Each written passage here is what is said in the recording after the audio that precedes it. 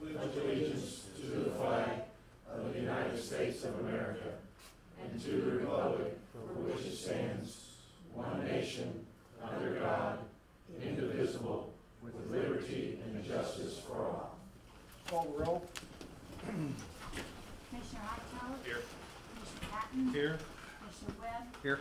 Commissioner Goss? Here. Mayor Rinella? Here. We're going to kind of get offline here with our regular council meeting. I have a proclamation I want to read on behalf of the city council to the parents of Aaron Porter. If you would like to join me here at this mic at this time, I'll read this proclamation honoring Aaron. Are they here?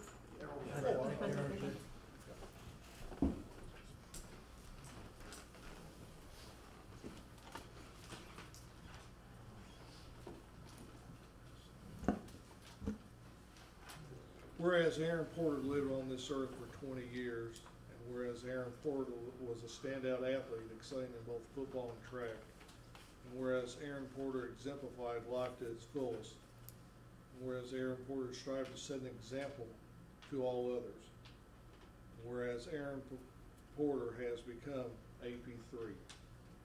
Therefore, I, Anthony Rinella, Mayor of the City of Marion, Illinois, do hereby proclaim that on this day forward of March 3rd shall be known as Aaron Porter Jr.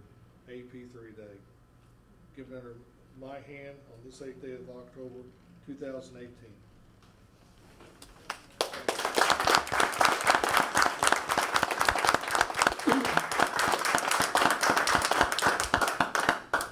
Coaches, do you have anything you want to say or address the council? We're just real thankful. Oh, no, you got to come before that. Yeah.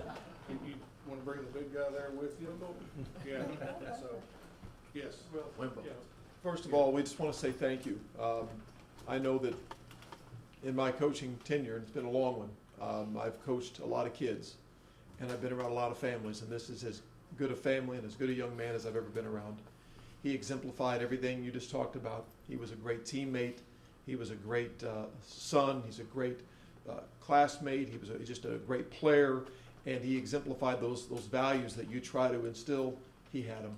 We just tried to reinforce what they had already done, and he was a blessing to be around. I having a chance to the last few weeks to reflect on my time around Aaron, it was just he touched my life and he impacted me.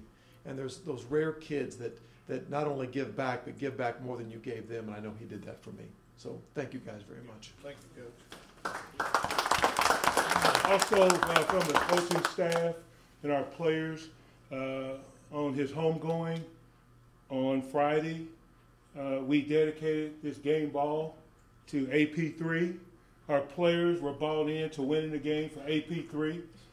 When things didn't go well, they hold up the three and they just got power to win the game. So I'm going to ask Aaron and Tina if you would accept this ball on behalf of Marion football. Thank you so much.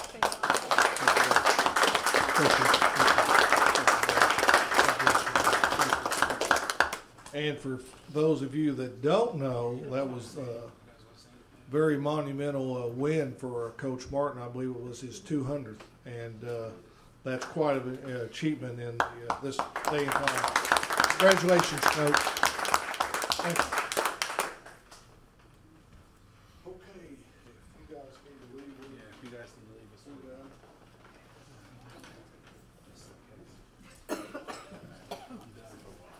Sheila? We don't? It's all right. Thanks, guys. We're gonna take public comment at this time first, so that kind of works out well. Did you need to address the council, sir? Sure. Come to the mic, state your name, please. Chief Miller, Nicholas Miller. I just wanted to say thank you. We started utilizing the Marion Hub today. I am the active duty Navy SEAL. I'm the Naval Special Warfare Coordinator for Navy Recruiting District St. Louis, and we test and train for SEAL, SWIC, EOD diver, and rescue swimmer, those 5 programs. We have 10 testing sites across 4 states, Kansas, Missouri, Western Kentucky, and then central southern Illinois. So this is the closest facility that we're using at this time. And just like to say thank you, introduce myself, let you know what we do. We test and train. The test is the 500-yard swim, and then it's 2-minute break, push-ups, 2-minute break, sit-ups, 2-minute break, pull-ups, and then a 10-minute break, and then it's a 1.5-mile run. So the hub is an excellent facility for us to use, and we appreciate your support. So it's going to be SEALs only or any other? So it's SEALs, SWCC, which are Special Warfare Combatant Craft Crewmen, which is also part of Naval Special Warfare, Explosive Ordnance Disposal, Navy Diver, and Air Rescue Swimmer. Now, no. Now, are these individuals that are looking to get into this, or are they already in the military, or what? It's both. Okay. 95% of them are high schoolers or college kids looking to contract for one of these programs. And how many personnel are you expected to train at this facility on the annual basis? That's hard, just based on, we just don't really know who's going to show up. Today we had 4 candidates show up. Usually, historically, when I come down here, it's only been a couple, but hopefully we can start increasing that number. But I've never seen one of our crews exceed 10, 15 personnel. Well, if there's anything the city that can do that promote this, you just let it know. We have a city website. The hub's got a website, and we can promote that. We've got a marquee out front. We can, just give us a little bit of time when you're wanting to have the next class, getting with Chris or Terrence, and we can surely try to help you out all we can. Appreciate it. Thank you. All right, thank you. What do you think of wanting to join that, Angelo? Yes, Yeah, I don't it's know. open to everybody. And thank you, Nick. Thanks, Chief. It's great working with you. I thought maybe you wanted to join it. Yeah, regarding that, Football field. they've been exemplary coming to the hub. They've been there previously with just here and there.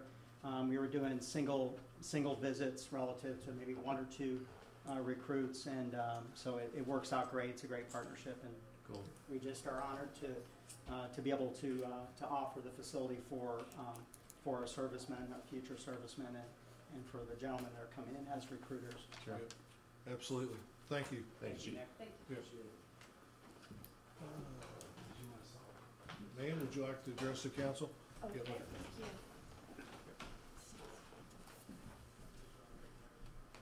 Well, it's a short list. I brought a list. The first thing on my list is, I understand that Mr. Hightower has been interested, can you hear me? Oh, I'm sorry, Kathy Dawson. Okay. I live on Thorn Street. I'm sorry, Thorn? Thorn. Oh, okay. Uh-huh. And I understand that you are looking for, excuse me, uses for the mall. I think we all are. Yeah, I think we all are. I had thought about maybe that would make a really nice location for a charter school, because it's centrally located. People that maybe they live in West Frankfort, but they wanted their child to go to a special school, and they work in Carbondale, drop them right off. Lots of parking, easy access in and out. You would have room for, it would depend on whether you want to start with pre-K all the way up through high school. You could have various rooms. They already have the facilities for food service. And I thought, there might be 3 or 4 restaurants that would like to come in. If they would, give discounted meals to the children, then they could have a discount on their rent. I was thinking things like that. I've been substitute teaching for 7 years, and pre-K and 5th and down mostly in Carterville. And space is always such a premium. But if you put up a fence and maybe I was thinking of some trees in boxes, so there'd be some shade for the kids. Even children in wheelchairs could enjoy outside in the playground. Those were just some of my thoughts. So if you'd like to hear more of my thoughts, I'd be glad to answer. I was told 5 minutes, so. Now these two are on behalf of my husband, the driver. He says that there are metal rims, that when you blacktop a road, that there are metal rims that you put in place that raise the manhole covers up so that you don't go thumping down the street every time. And I was wondering, are we putting those in, I hope? I'll let the street superintendent address you on that. Are you? Yes, we are putting them in. There was some odd size old manholes that we have adjustable rings ordered for. We've got a count on them. They will be fixed pretty shortly. Great. He will love that. all the standard ones we covered with rings. Okay. Oh, good. Okay. And by the way, he would like me to thank you for resurfacing or redoing South Market. Since we live right off of the South Market, we live in the 600 block, but we go that way most of the time to avoid school traffic. That was a wonderful advantage for us. We, didn't like all those bumps and everything. Let's see. The other thing about, I would like to ask you to consider the length of the lights at the corner of Court and Main Street.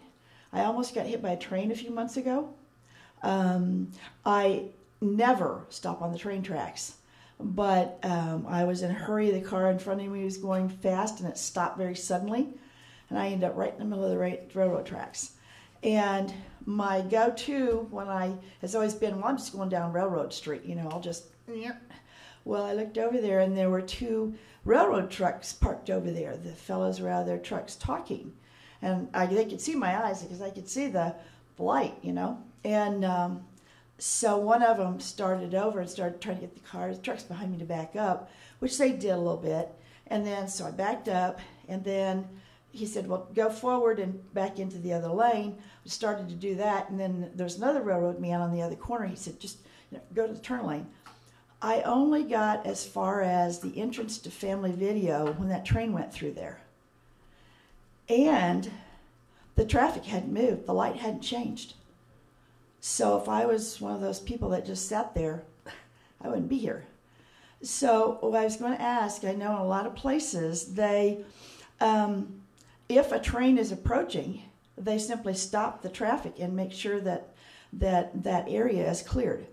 And I wonder if we could time those lights like that. Well, those lights are operated by IDOT, Mm-hmm. and our city engineer is going to address you. Okay. Part of the problem has been these cameras on the 4 mast arms out there. Mm-hmm. Okay, if you notice, the intersection has been torn up half at a time, putting it in. Mm-hmm. They've been getting the conduit and the wires from their cameras over to the control cabinet. Oh. So they've been operating what we call fixed time. Mm-hmm. Certain times it's interdependent of what the traffic is. It's just you got so much each way, manually adjusted. When you get the cameras functioning, the cameras then will visually observe where the traffic's backed up, and they will in turn give green or red where the focus of the traffic is. And I'm not certain if they're back on full time on the cameras yet or not. Okay. So I think what she's asking, Glenn, when those arms on the railroad crossings trip because of an oncoming train, do they trip the lights east-west? Typically, no. Is that what you're asking? That can be? Yes. Yes, it is. I'm asking if it before the arms come down. Now they would have to run they'd have to run an underground conduit and fiber from the mast where the railroad arms come down over to the controller on the cabinet to be able to function that way. Now, could they do that? I'm not certain. I'm sure that it's not done that way now. I am certain of that. Mm-hmm. I think if there was some kind of sensor, quarter mile down or something in either direction, that would trigger a red light for, north-south traffic and then let that traffic clear. Golly, where would you start? I mean, White Street, Goodall. I don't know. I mean, I understand what you're saying, but Mm-hmm. that's an IDOT. Okay. That's an IDOT question. Okay. Only thing we can do is is we can refer that question to IDOT and I try don't to get an control answer out of them. Because it's a state highway with Right. 4th Street, they control the signals at the intersection. I understand that, but But that is a good question. yeah. Okay, thank you. Let me quick, don't want to take too many. Let's see. Oh, our alley on Thorn Street. I think I spoke with our street manager last fall, and he said if he had extra blacktop, he would blacktop it. It's getting kind of rough. We'll keep it patched, but we're not gonna have extras. Not going to have any extra. I'm disappointed. We keep it patched. So. Yeah, you do. You're very responsive. I think you were out the next day. Thank you. So I appreciate that. Yes, he is very responsive. Yes, he is. He does a good job. Oh, one quick last thing. I am going to, I've talked to a couple of neighbors.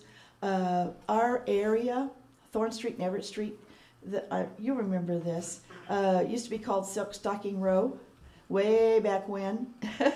When that was where, that's way back. Well, our house was built. That was the other guy that used to be here. He come over with Methuselah. I was looking at Johnny, but Oh. but maybe I shouldn't. I remember it well. Yeah. Excuse me. I was going to try and start a homeowners association. The purpose of it would be to maintain our property values and to provide safety to people that live in our area. The more we know our neighbors, the more we have phone numbers to call when something's going on, and that would be the idea. And I've talked to Jim Campbell and Keith Kern and Jeff across the street, and they're for it. And then the idea would be that we would get emergency contact numbers, and then that would be put on we'd have a private website, is my idea. And private, like a Facebook website, and so people on the street could communicate, if they saw something on this next street over or whatever.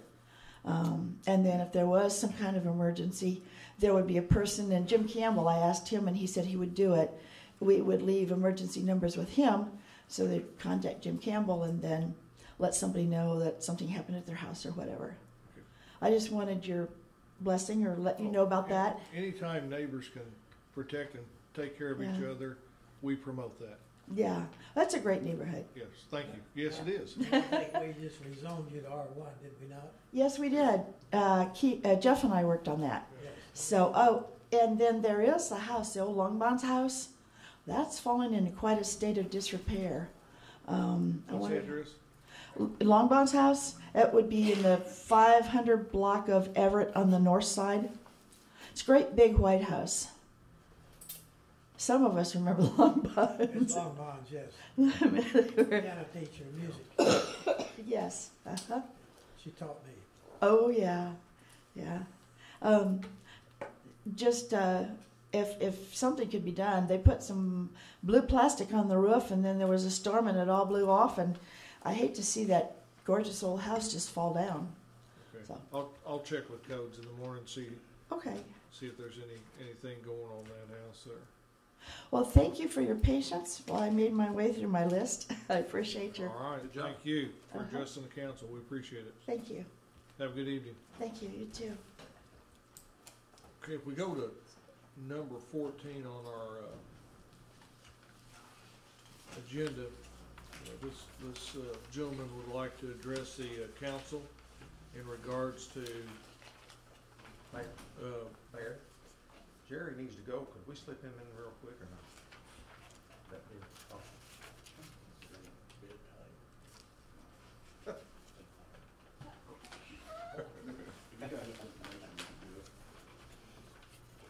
You got enough information? Sure, yeah. We gotta skid stuff down some rock. Okay, yeah, you better get going. Okay. So we're gonna let this gentleman speak and then get that as we go. Okay, sir, would you please state your name, what your business is before the council? Yep. Good evening, I'm Kyle Cast, and I'm also here representing 3 other landowners in adjacent property of the city of Marion and Johnson County. We landowners have encountered for several years now violators of trespassing and ATV acting as if they have permission from the city of Marion to trespass, hunt, use their ATVs, quads, anything from campfires to late night rendezvous, early mornings, which is up to no good, and had many of encounters talking with law enforcement of Johnson County, Marion, Illinois State Police, and also the Conservation Police that has been dedicated to Johnson County. It seems to be along with the Department of Conservation as well, but with several called-in reports, pictures I can provide you with as well, to the property. Also folks getting in our face under the influence or just stating they have permission to be on this property, including our land and trails that we have. This is why they're there. There is a big ATV circus, if you call it, of trails that is on the property of Marion that has been made by a lot of these individuals. And we're speaking in not just a group of individuals. We're speaking of a group of individuals anywhere from a group of 20 to 30 in packs of 4, along with trespassing, poaching, and hunting. We do feel that strongly we have done the correct procedure to stopping it, but what we run into is Johnson County, the police, along with the city of Marion, when we've called in until this point, has told us really there's nothing they can do because they don't know what to do. It seems funny, but I remember very highly that we're adjoining property owners in Marion, and there really should be nobody else on that property. And with that, we feel strongly with the signs that we have put up, the purple paint to boundary mark, and stop this. The encounters that we've had, they listen a little, but they have not stopped. And we would just like to get it clear to where we have law enforcement along with the Conservation Police to ticket these individuals through written and verbal communication stating that, you know, this is what's happening. You're going to be fined. You are now in trouble. You're not only disrespecting the landowner's property, but the city of Marion. Well, I can tell you this, the city of Marion has never given anybody permission to come off of our property onto that of another's, and we most certainly won't. You know, obviously, in the past, we've allowed adjacent landowners onto our property, but you was telling me the other day about a club that comes down here. Yeah, there's the last thing I wanted to mention about the hunting situation.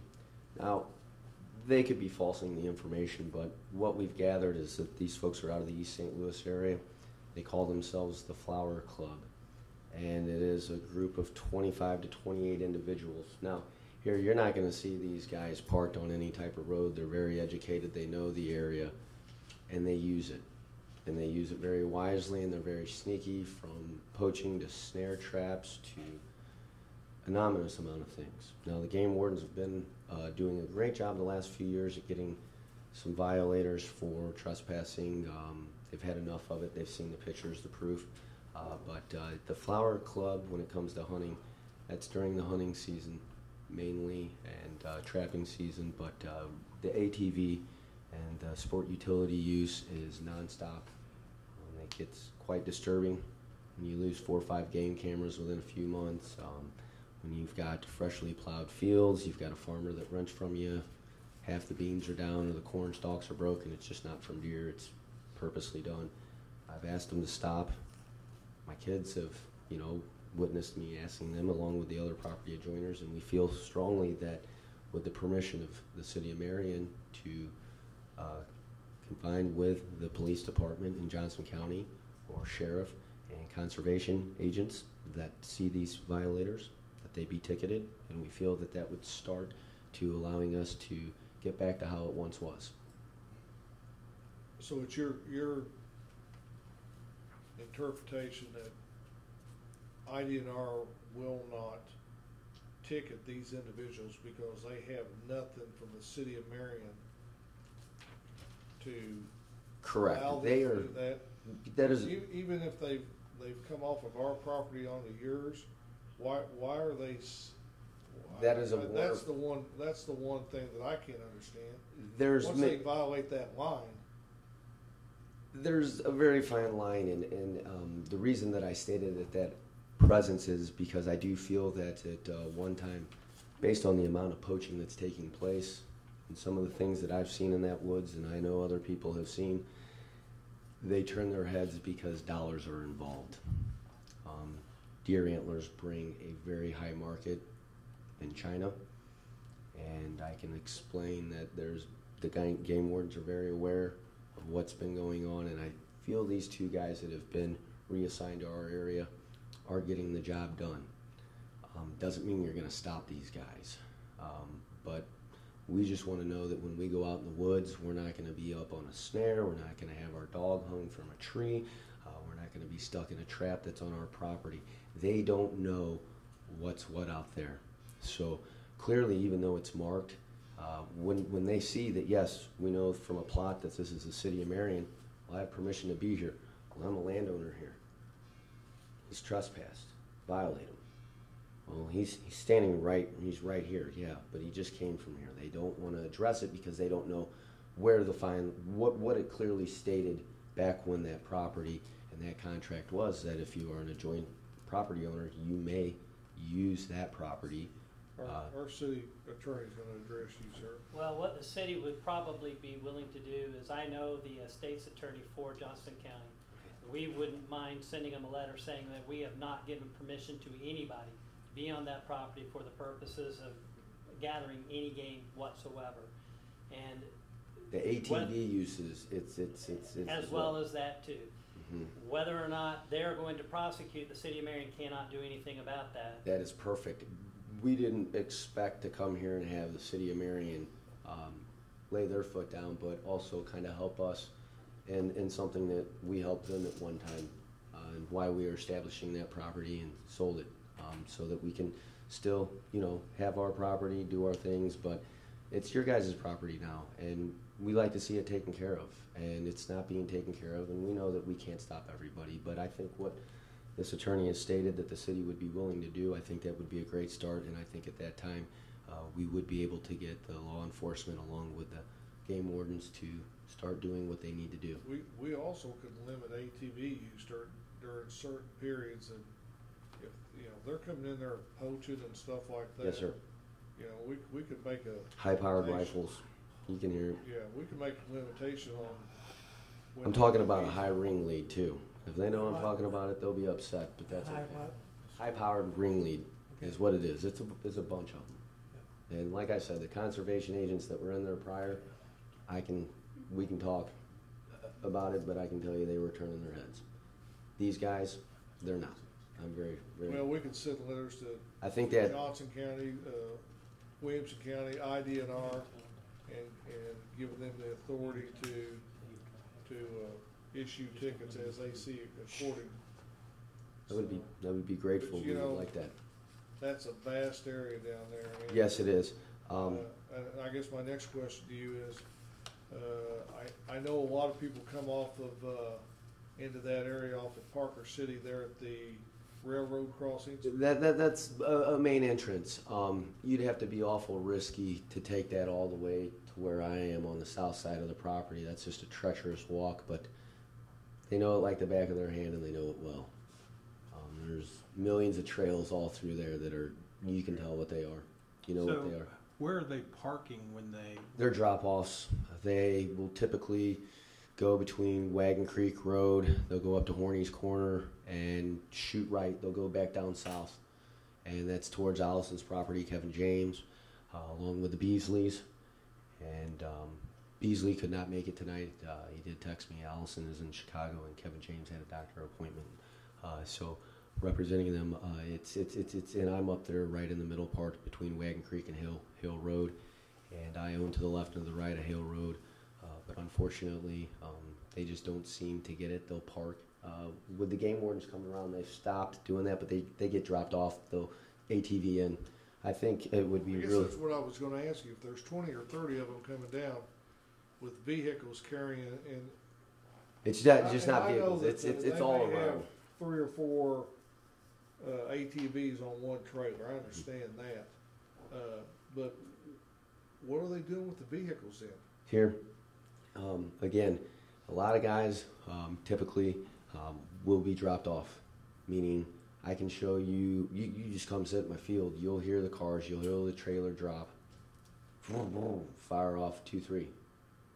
20 minutes later, boom, boom, boom. Now, this just doesn't end on my road. This is further south, east with me, towards Parker City Road, back around the old part of the lake and whatnot, and then that'd be across the creek. But I mean, it's all through there, and they come all through ours. We have a main, what I would call drag through Hale Road down south all the way then if you cut Hale Road, H-A-L-E? Yes, sir. With that, they have the all the way south of that would then be into the other property owners along with the city of Marion. They use that road to then head due east, and it's just a big track, and it goes through all the property owners. And so we're not looking for them to, I mean, here, they can go on your guys' property, but ours is right in the heart of it all. That's where all the fun happens. We've got personal four-wheeler trails, old logging roads, all kinds of things that they love to go and tear up. Is this road in Johnson County? Yes, sir. But I think that it would be really, really interesting to sit down and talk and see, you know, hey, we like to use our four-wheelers, but I think down in that area, if you put a limit to four-wheelers and see how that goes, just trial and error, I would think that the guys that we're looking to help us, the conservation and game wardens, they could by ear then see where and what they're dealing with, because they know they can't chase them all.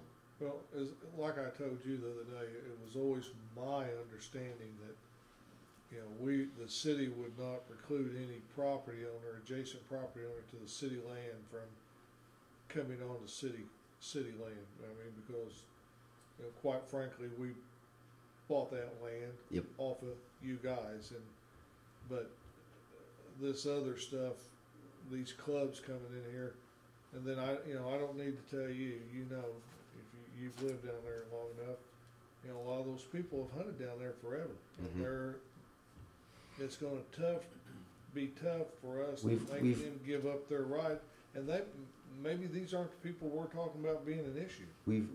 We've done a lot through the last few years with just the conservation. They've really taken to heart knowing that their whitetail deer are being taken illegally. So that's what really got them to bite on the bullet. But at this point, they would need, with your guys' letter, I think that would be a big help. Yeah. I think we can do that. Send a letter. Is everybody in agreement that, you know, this practice has got to stop? Sure. Okay. Steve? Yes, sir. Would you, on behalf of the city, send Tamara Kane. Okay. Brandon and IDNR up in Benton? Yes. Letters, please? I'll also do the sheriff's. Yes. Thank you. We thank you. All right, thank you.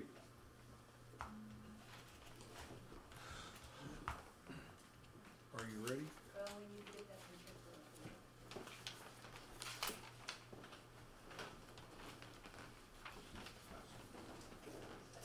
While they're doing that, if I can say a few words.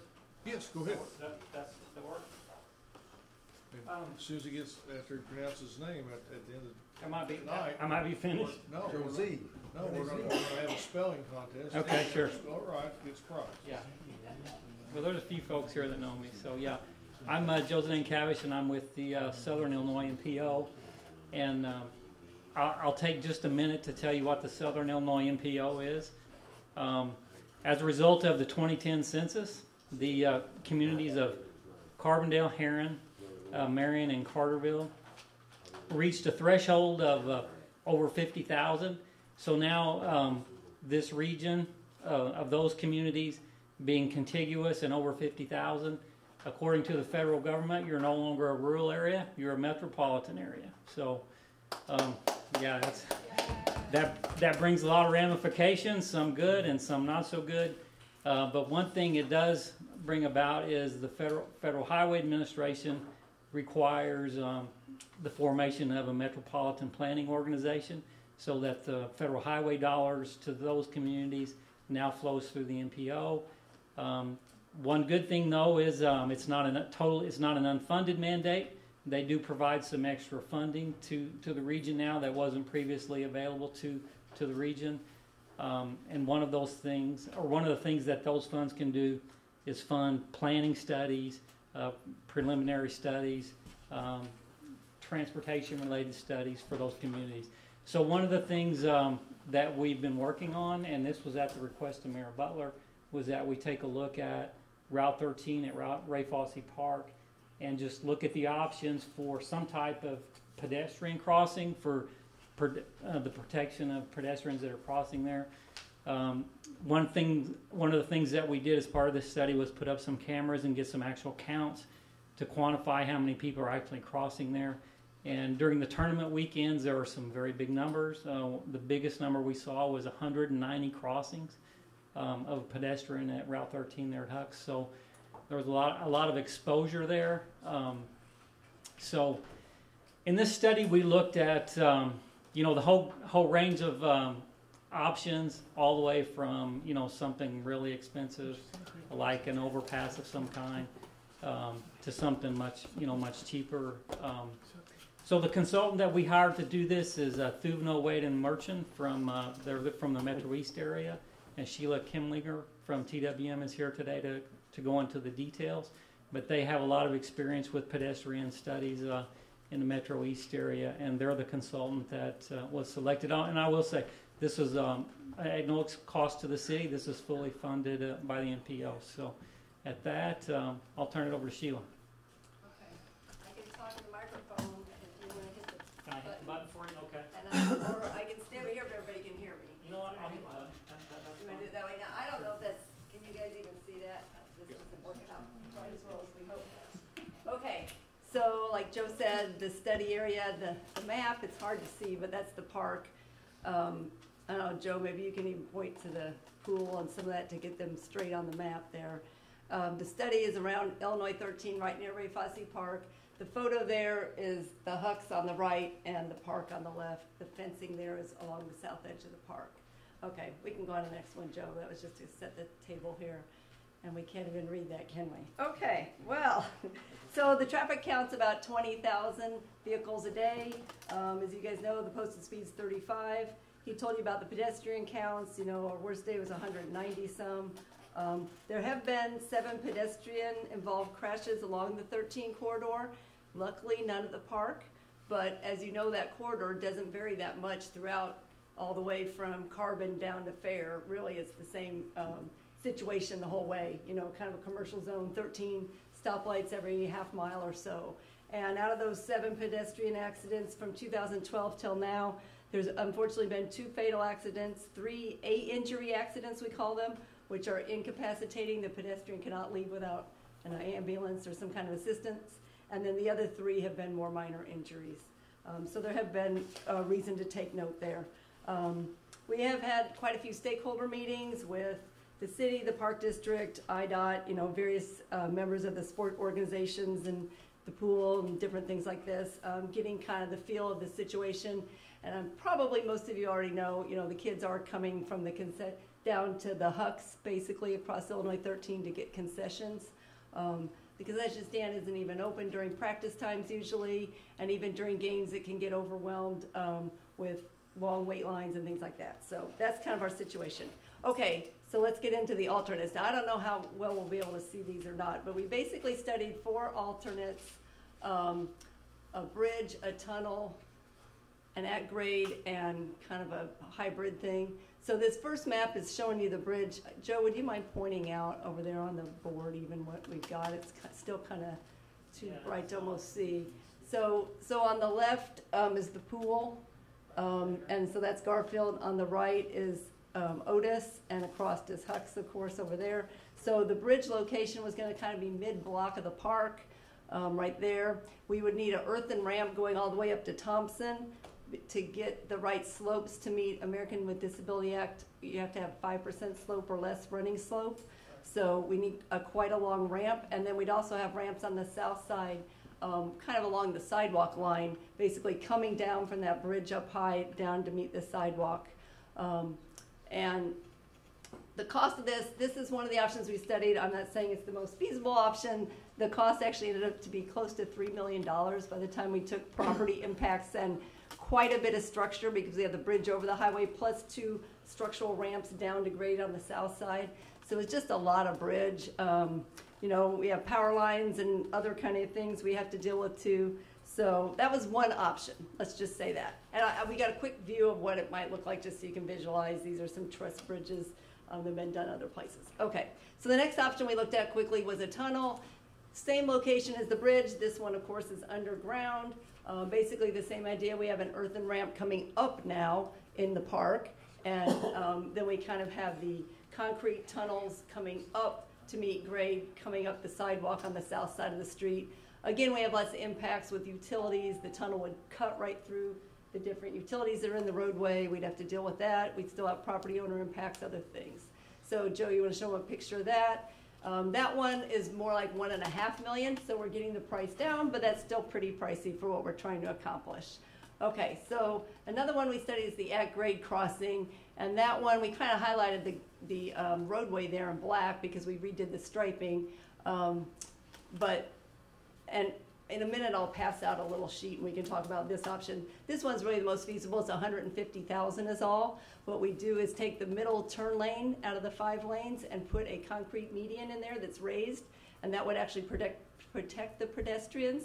So when you're crossing that street, instead of trying to find a gap for 5 lanes to get all the way across, you can go to the middle, you're safely protected by a concrete barrier, and then you can cross the other 2 lanes. So you need a much less of a gap to cross the street. So we feel like that's gonna be much safer. This one we located in the middle of the park, kind of where we had the bridge and the tunnel, but we feel like we wanted to look at some alternates because that's still pretty far. All you wanted to do was cross the street to go to Huck's. To have to walk halfway down the park, cross the street, and then come all the way back over to Huck's, we're worried people might actually just run across to Huck's anyway, even after we built all this infrastructure. That phenomenon is called adverse travel, and it's a real thing. So we also looked at putting the crosswalk closer to Otis. Doing that, we do kind of mess up the, oh, here's a sample of the concrete island. I forgot I had that in there. So if you guys can visualize, that's kind of what the concrete island would look like there in the middle of the roadway. And I'm sure you guys have seen these other places. So, and we would be able to put a flashing beacon on it. The flashing beacon would only be activated when you push the button. It would not flash continuously. We've kind of gotten feedback. Some of the ones that flash all the time, kind of there's driver apathy after a while. You know, it's always flashing, so you don't pay any attention anymore. So these would just flash when someone arrives and pushes the button. So we could also place it closer to Otis. That one, though, blocks off the left turns to Otis because now we put the concrete median right where you have to get in the turn lane to make your turn up into Otis. So we also put it on the other side of Otis, on the east side, and talking with our stakeholder groups and things, that one's really coming down as probably the best alternate. That still allows for cars to travel up into Otis on a northbound movement. Either of these do cause you to block out one of the entrances to Huck's. Huck's has 3 entrances on the on Route 13. Plus, they also have an entrance on both side roads, Otis and Whitman. So they really have 5 ways to get in. So you are going to block one of them, but we've kind of gotten feedback that's probably going to be okay. So that's our third, multiple versions of the same at-grade crossing. And then finally, there was a 4th option IDOT asked us to kind of look at. This one's not so good, Joe. You're going to have to point it out. So on the south side, there's sidewalk already the whole way between State and Fair. And the 2 ends of this map are the stoplight at Fair on one side and State at the other. They're nearly a half-mile apart. IDOT suggested that we could just put sidewalk on the north side the whole way for a half mile. And then if someone really wanted to cross the street, they could walk 2 blocks down to Fair, push the button, cross across at the stoplight, and then come back down. Now, you talk about adverse travel, that's a long way. Well, it's always good to have sidewalk, and I hear that might be in the works anyway, but it's not really a feasible alternate for this purpose of this study. So anyway, that's kind of the nuts and bolts of what we've done. And I think, Joe, we're here to ask for the city to, I guess, agree with the recommended alternate, which is the at-grade crosswalk, and the best place appears to be on the east side of Otis, so we don't block entry into Otis. I do have to say quickly that IDOT has indicated if we want to do this, they'd probably get on board with it. However, technically, there's a marked crosswalk at Garfield over by the pool. Now, probably no one sees it. It's almost worn off the pavement. But if you look closely, you'll see a crosswalk across those 5 lanes by the pool. And there are actually advanced warning signs for that. They don't blink or anything. If we do the crosswalk at Otis, IDOT will take away the one at Garfield. So I just want to, in full disclosure, I do want to point that out as well. As far as constructing it and funding it, right now there isn't any set plan. IDOT is coming through with an overlay project in about 1.5 years, they've told us. So there's hope maybe somehow we could somehow we could work a deal or find some funding to perhaps get this done as part of that project. Again, it's not a huge amount of money, relatively speaking, so maybe we'll find a way to do that. Okay? Anything else I've missed, Joe? So we're gonna wait until I thought they was doing the overlay 2019. You're saying 2020 now? Well, it was FY 2020, I believe. So that goes from July 1st of 19 to July 1st of 20. And so, you know, that gives us some window to make that happen. So, yeah, they could do it as soon as next July, but they could probably put it off as well if we kind of begged them and asked them to make this part of it. If I'm traveling eastbound on 13, and I want to turn left onto Otis, is that raised median going to be stopped before that happens? Yes, and actually, I forgot we have handouts, which is the detail of that. That's the one that Doug and I have looked at in many of our conversations, and being a past board member of the park, just like you are, to take away that left-hand turn into Otis would, it just wouldn't work, it'd be catastrophic. Yeah. You know. I'm also a little bit concerned about closing the possibility of closing one of the entrances that serve the gas station at Huck's. They don't oppose that. Really? Huck's does not oppose it. I mean, we could do it by police power, correct, Joe? Yeah, and I will just make clear this, I got no plans to move this project on their own. This would be a city project. Right. That would be by permit, so just make sure everybody's clear on that. Yeah. Right. Glenn just mentioned something to me I want to say is we did kind of delay this study a little bit so we could see the effects of the new store to the east of the park, the Casey's convenience store. We thought that might cause a disruption in the counts. From what we counted, and we counted, I believe, on 4 different tournament days this year, that the counts really didn't change much. There was only a very small handful. I've got the counts over there, like maybe not even half a dozen going over towards Casey's. It kind of surprised us. On the 195 day to Huck's, there was not even a dozen going to Casey's. So it really didn't make that much of a difference, which surprised us. You know, we thought it might. Make a difference if there's a sidewalk for them to walk on.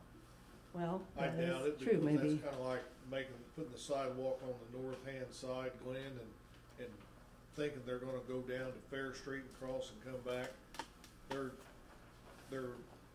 shortest distance between 2 points. That's right. They're down there. They're on Otis Street. Exactly. Most of the games are down there now, and they're walking right down Otis Streets and going across the Huck. So they're not going to walk 3 blocks down to Casey's. It's not going to happen. Now, Joe, in your studies, the kids doing cartwheels across DeYoung, did you take them into consideration too, or? Well, we only saw one instance of that, so we think that was isolated. But yeah, sometimes it's surprising what you see on the camera. And like it's been mentioned, and we put this study on hold for 6 months just to get counts after the Casey's was open, and it did not change the number. Yeah, it didn't make a big difference. Yeah. Glenn, didn't you have plans to put a sidewalk down there anyhow? That's been It's in the mill? application for that. That's correct, yes. On the north side. Yes. Yes. Along the park? Yes. Yes. Is pedestrians just walkers, or does it include bicyclists too? Or? Yeah, right. I mean, includes bikes as well. We did count some bikes, and Yes. the numbers of bikes. It's were an pretty average is small. 6 a day. Yeah. The purpose of that one on the north side, though, was to have the Fair Street, have a crosswalk, have the lights, have adequate, according to IDOT. They suggested it, in fact, so that they could modernize the Young Street intersection, like they did at Court and 37. Yeah, and the push But button. For the visually impaired. It has to be connected with the sidewalk, which is into State Street. Between State and Fair, there's no walk. If you have a walk between State and Fair, then they can modernize the crosswalks and push button signals at the Fair Street, Young intersection. That's what I remembered we talked about. So that's gonna be gone bye-bye if we do this one? No. No. Right, that's still, IDOT's plan is. No, the part that would go away is there's barely a marked crosswalk across 13 right near Garfield. And You're talking about it's almost putting worn lights, out. modernizing the lights at Fair Street, that's what I'm asking. Making them to have the push button signals, the audio, the same thing that you have at Main and Court. And they would cross, but Fair and you would have a crosswalk there, because you have a sidewalk going to the south, and you have a sidewalk on each side of the Young. But they will not do that until you have a walk connecting between the 2 points. I understand that. I thought that's what you'd planned on. The application is made to simple for that money. That's what I thought. And that was approved. Right. Yeah, but what, I mean, is that So, the for those 2021 year or 21-22 year? I mean, because these projects at Simpo they're actually on about a 4-year plan. Right. That was funded in FY '21. Yeah. Yeah. And that's not be any conflict with what you're proposing now? No, right. I mean, those things could work together. I mean, you could have the light crossing at Fair and this unlighted crossing at the park. I mean, yeah, there's not a conflict between the two. I mean, you could potentially have both. Did you guys get any feedback from the Park District after their meeting in September? No, I never heard back from him. I mean, it's a city project, but we try to do things in conjunction with them. Actually, I think he said he might wait till after this meeting, now that I think about it. That's right, Sheila. Yeah, I think he's gonna wait till after you guys decide if you're gonna have the approved alternate as well. Doug and I, we've talked about this for quite a while now, and well over a year, and we've had meetings with the Park District out there. So about the only thing that this is entirely a council decision, but the plan that includes the crossing on the east side of Otis to look the most feasible to us. Would you agree with that, Doug? Yes, I do. And mention, wasn't the pedestrian count pretty low on the faded crosswalk at Garfield? Just talking about that. There was very few that crossed that, so it's not gonna affect that crossing at all. Yes. The average is under 20 a day at Garfield and about 40 a day on a non-tournament day at Otis. And an average for 100 for a tournament day at Otis. So I don't know far in they are apart, I don't think it affect that faded crosswalk at all. Well, the thing of it is that that crosswalk was very instrumental in the day of the city pool. Right. And that day is come and gone. I think if I understand it right, anything south of DeYoung goes to Jefferson School.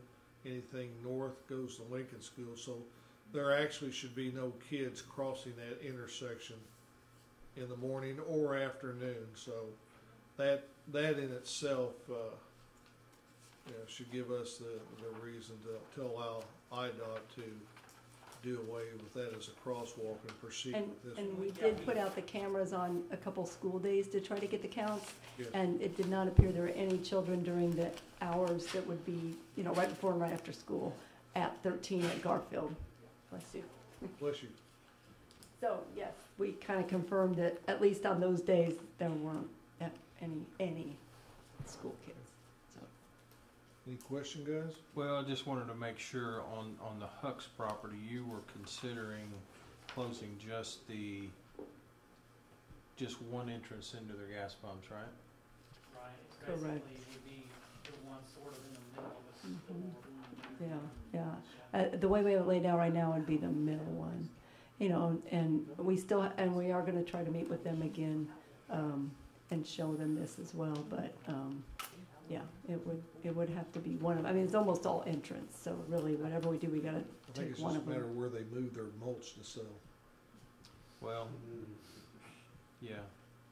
And potentially the other one could be made bigger. You can go as much as 35 feet for a commercial entrance with IDOT.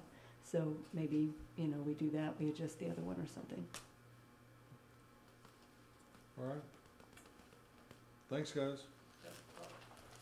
We will, when do you need a decision from this council?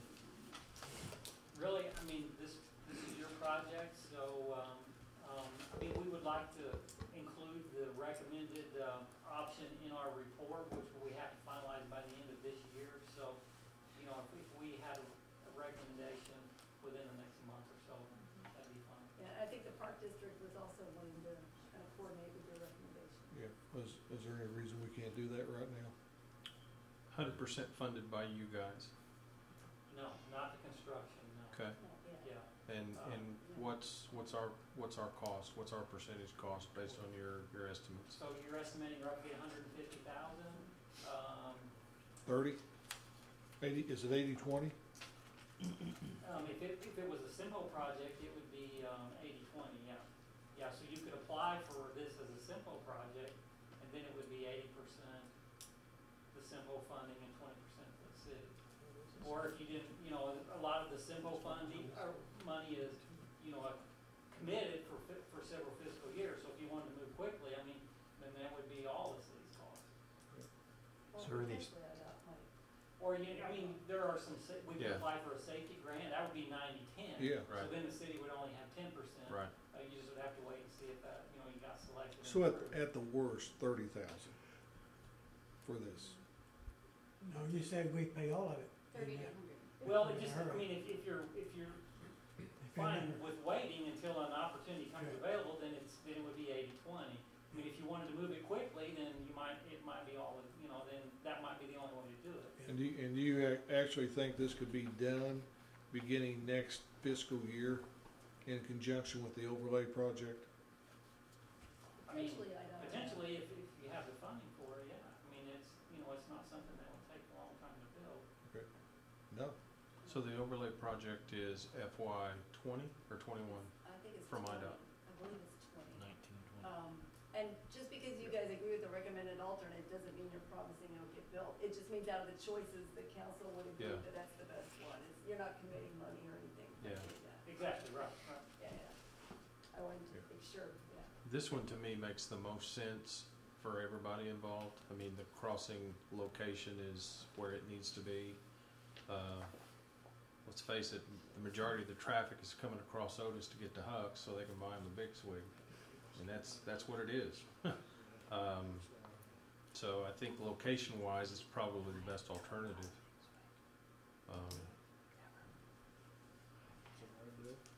That would be. We make a motion tonight. It would have to be based on being appropriated in next year's budget. Right. I mean, which we could do. We could plan for that. Yep. But we need to tell them whether we wanna go for simple or we wanna go for a grant too. Right, I mean, tonight you could just vote to say that To say this we is- agree, this is the option we This like. is the option. Let's look into how. And then look at funding Right. options, whether it be 90-10, 80-20, as those become available. Right, and then, there's really no rush to fund it and build it, other than if you wanna try to do it in conjunction with, or even before Right. resurfacing. Right. Otherwise, you know, there's no real hurry, you can fund it as, you know, dollars available. What was the actual referral of this project? Was this option 3? 2, wasn't it? 2? 2, wasn't No, this is the third one we showed Almost tonight. Yeah. The third one here. Yeah. And But well, there was oh, well, I guess what I was telling you was saying is there was actually two proposals on that third option, one west and one east. Okay. So this is the one on the east side of Otis. Yeah. Option 3, east side. Okay. Okay. Is this even an actionable item? No, it just says presentation on the agenda. I think, I think their only one is. What's that? You're right. No, I mean, so.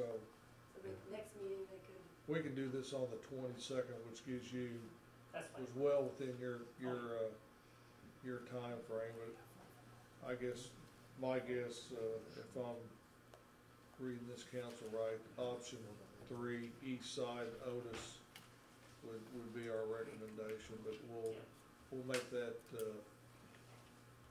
at the August 22nd meeting. Are we gonna have to give you direction at that time whether to apply for a grant or if it's simple? No. You'll do that on your own? Right, I mean. And we won't know if we're gonna get the money till when?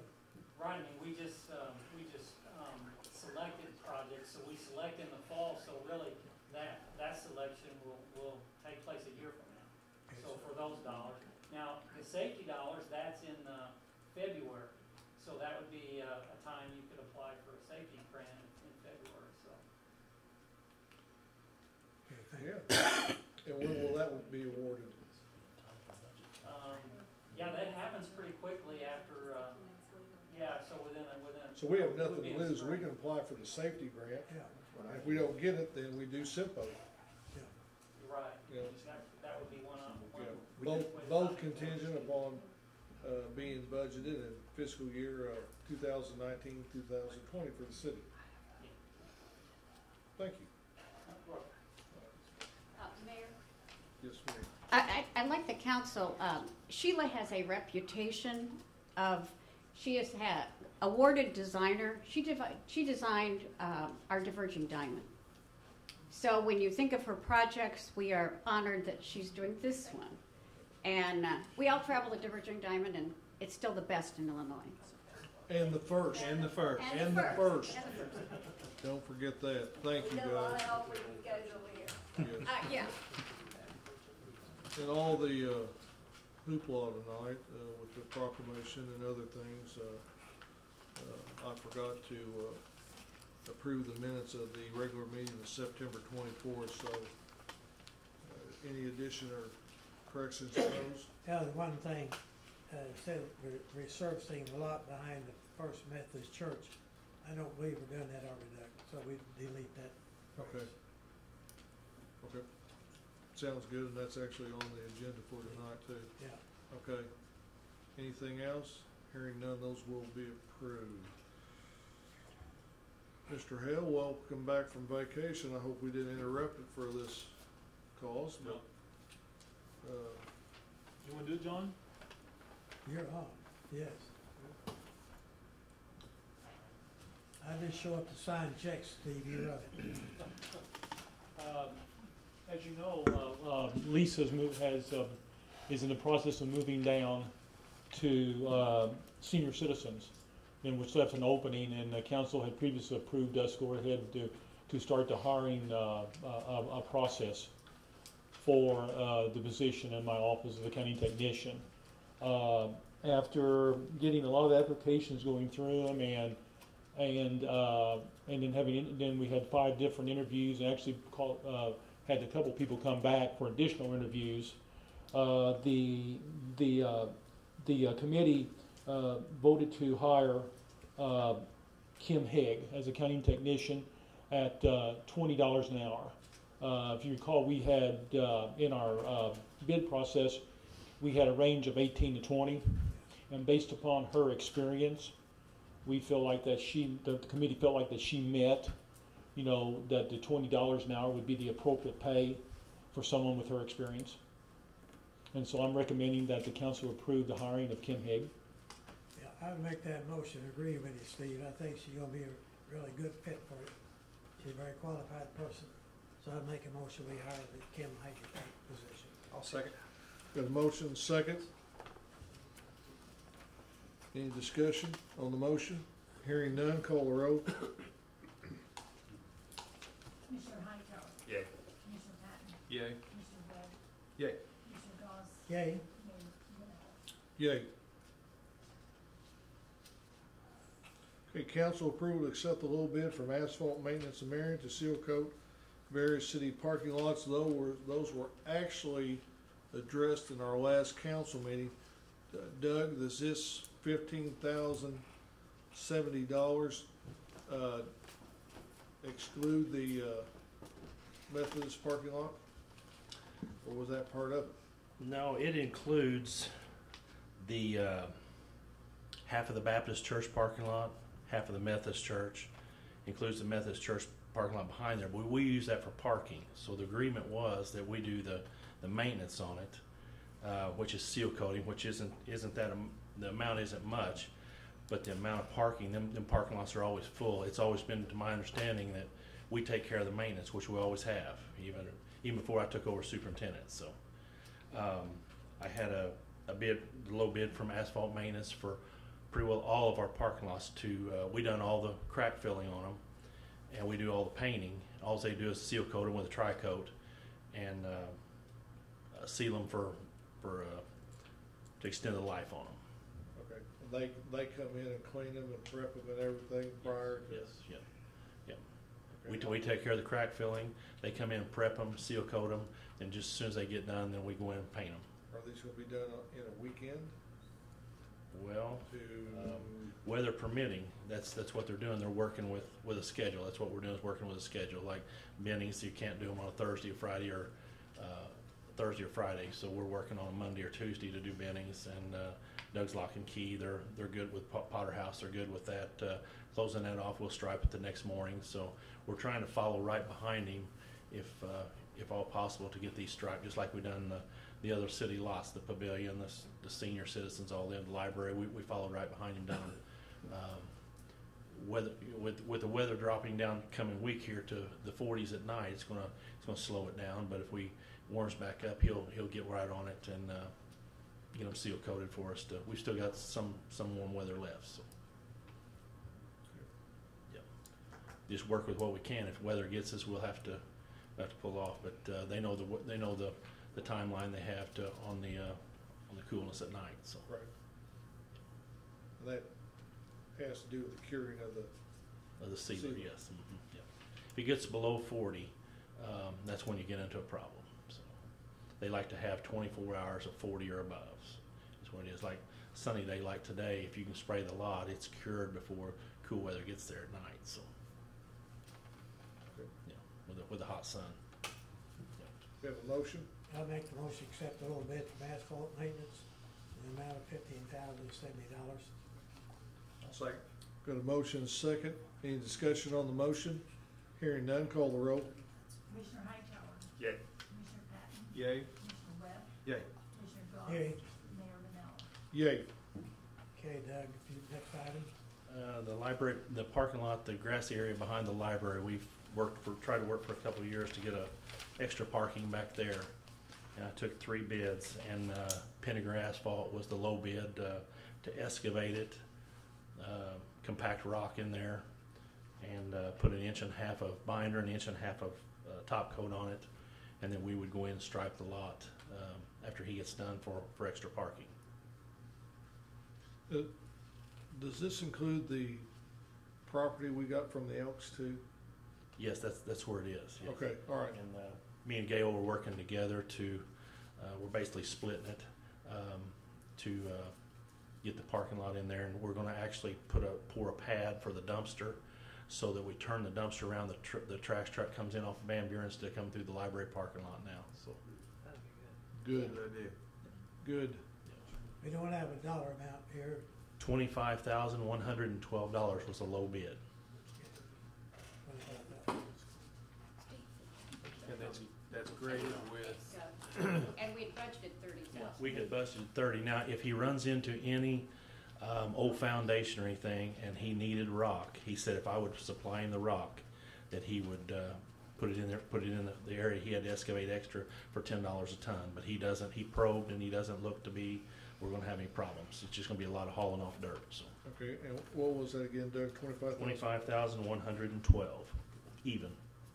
That's been in the works for a couple of years, hasn't it, Gail? Maybe. Yes, we budgeted last year, Yeah. and we didn't have time to get to that, Right, so we right. put it in for this year. So he's going to be doing a couple other parking lots here in town, and he said he could get right on that as far as excavating it and hauling everything off. And he's going to have a little curb at the east end of the parking lot there before the library does their flowers and their tomatoes and stuff. So there'll be a little curb there separating it. So Okay. I've never heard of him. he does good. Yeah, Okay. I've checked him out. He does a lot for the asphalt maintenance companies around town. Okay. Got good equipment. He's doing 2 or 3 parking lots here in town, so I've followed through, and it's he's good. He's good company. So based on your recommendation, you make ask that we approve this Yes. bid. Okay, my motion. Second motion, that's second. Any discussion? Hearing none, call the roll. Commissioner Heintz. Yay. Commissioner Patton. Yay. Commissioner Bell. Yay. Commissioner Brown. Yay. Mayor. Yay. Okay, item 5. This has been a project that was talked about and planned first of the budget year as a TIP funded item.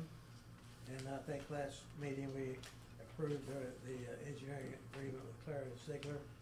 And they prepared a cost estimate and what they think it will take to complete the job. So if I may, Glenn, you care to explain these figures to them?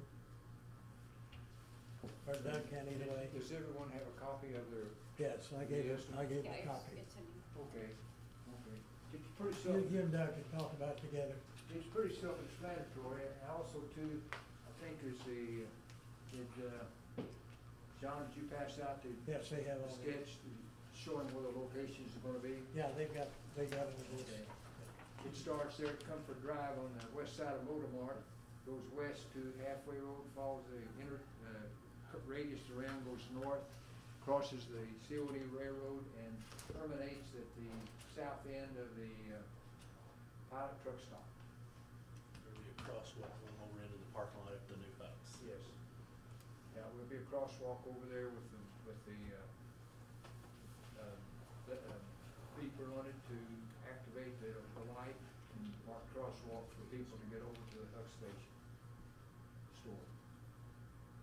$180,000, I think, was very close to the project cost.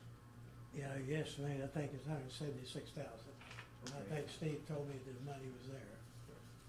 Well, it's I TIF checked money. Last time I checked. But here's my question. I hate to throw rain on a project. I sit here and look at this and go for $180,000. Who or what does this sidewalk serve? I understand that there may be a need, but the only sidewalk traffic that I see would be from the trailer court. Now, that doesn't mean that it couldn't happen in the future, but I guess my thinking is I would rather have that $175,000 to $80,000 to fix the sidewalks in town rather than to spend it on this sidewalk today where we get really no benefit out of it. And if I'm not mistaken, there would be TIF funds available later to be able to tap into the TIF funds to help with this. Is that right, Gail? Yes. Now, to Doug's point, though, I mean, has anybody done any studies, like how many pedestrians actually go through that area? We were starting to put a cost estimate together for a sidewalk from point A to point B, which we did. Yeah. Okay, now then, with this information available, the council needs to make the discussion like you guys are doing. Yeah. And decide, do you want to do it or not? Yeah. Well, the only thing I was gonna say is, and I've been approached, I think it's more feasible to put a sidewalk on the west side from Hospice down to Hutz at this time. Because I have been approached by the hospice people asking if that was in the future plans. So, I mean, we've got that, and Just today, when I left Cocopelli out there where they were paving, and I came down Halfway Road, there was a guy in a mobile wheelchair going right down the turn lane. He goes down to the So- park too. Yep. And he comes through there by Motor Mart, he grabs the sidewalk there at Cracker Barrel, goes down Kesset pedestrian crossing, comes right on down Main Street. So Yeah. that's just one. Yeah. It's the council. I know the guy. I know the guy you're talking about. I've seen them all over town. He was actually going down Court Street. Yeah. In the center lane today too. There's guys pushing a wheelchair down the middle lane of the night. Yeah. If you travel in the night, you'll see there's very dangerous road. There's people that I've never run over because you can't see them. Yeah. But we have, then another problem we have there is we have no lighting down halfway road either. Yeah, it's very dangerous. But I mean that's what I Lynn, is there a sidewalk planned as part of the halfway road extension down to Westminster? Thank you. No, now, there is partial plan.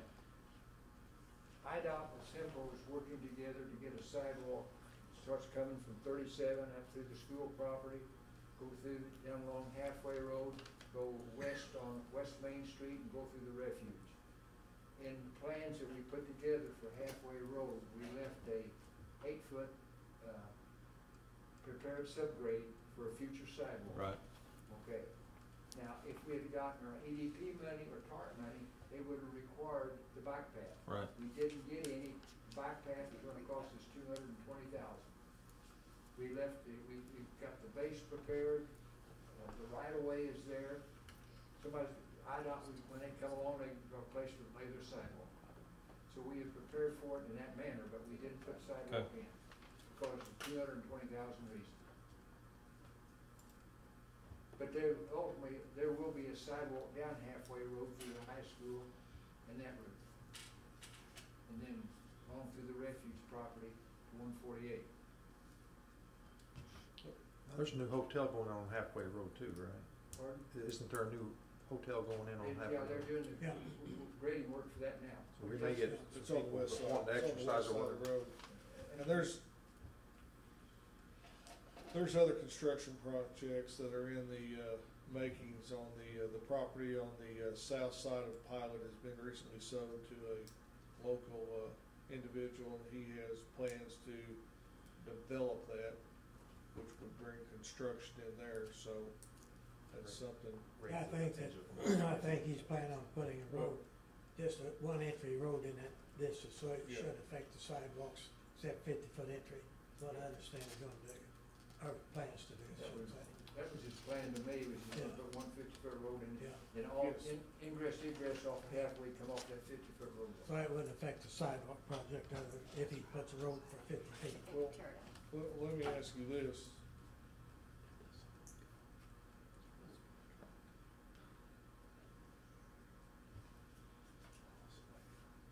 I'll be honest with you. I'd rather see something on the west side of the road from Hospice to DeYoung right now. I mean, or I guess what you two guys are asking is, here again, do a pedestrian study to see what the feasibility of pedestrians using that as development. Yeah. But as development grows out there, it is something that's going to have to be addressed in the future. I see all the vacant ground out there now. I'm not opposed to a sidewalk because a sidewalk is a good idea. Sidewalks are good for cities. But today, I don't see the benefit of building a $180,000 sidewalk from point A to point B when development most likely will come at 1, 2, 3, 4, 5, 6, 7, 8 different spots, and eventually tear up our sidewalk that we just put in. Granted, they'll have to put it back, but I think we could get more bang for our buck someplace else rather than right here. And that maybe money can only be, now you understand that money can only be used in TIF districts. Yeah. Okay. Sure. Shift it to the west side of the road. But again, I don't see the benefit of and that's just my opinion. Well, that can be said, and I appreciate your point. The sidewalks enhance the city. Absolutely. We have sidewalks on the hill, down Morgan Drive, we didn't have to do. We did it, the pedestrian count would not even enter into it. Very few pedestrians use it. But to the city, to beautify your city and make it look like a city, You need sidewalks. I campaigned on that 8 years ago, and so far we have put in probably 7 or 8 miles of sidewalks. Okay. And to me, this just adds on to the city plus. It's a safety hazard big time. And you got the trailer court up here. There's a lot of folks going out up there.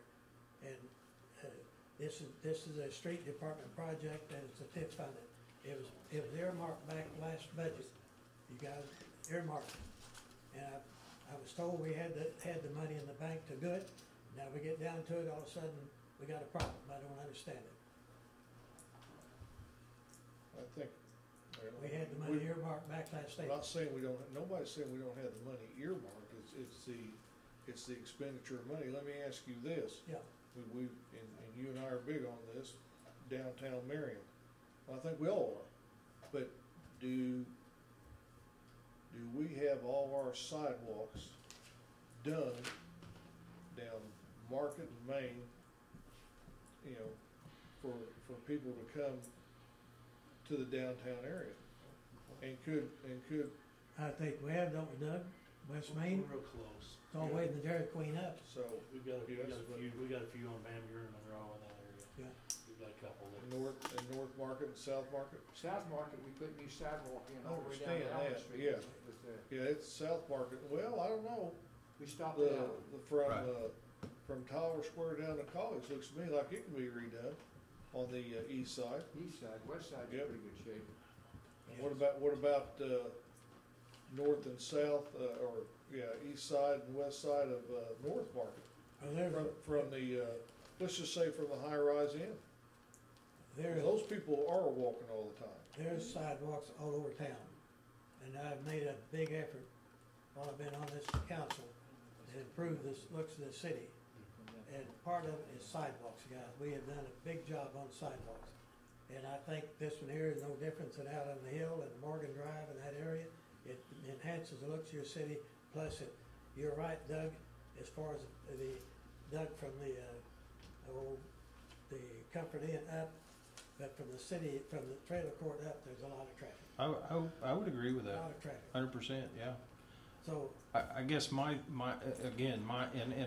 I'm not saying we don't need it, because I think we do, but I'm not sure today is the day that we do it or Right. hope to do it. I think we can get more bang for our buck Like with where? $180,000. where?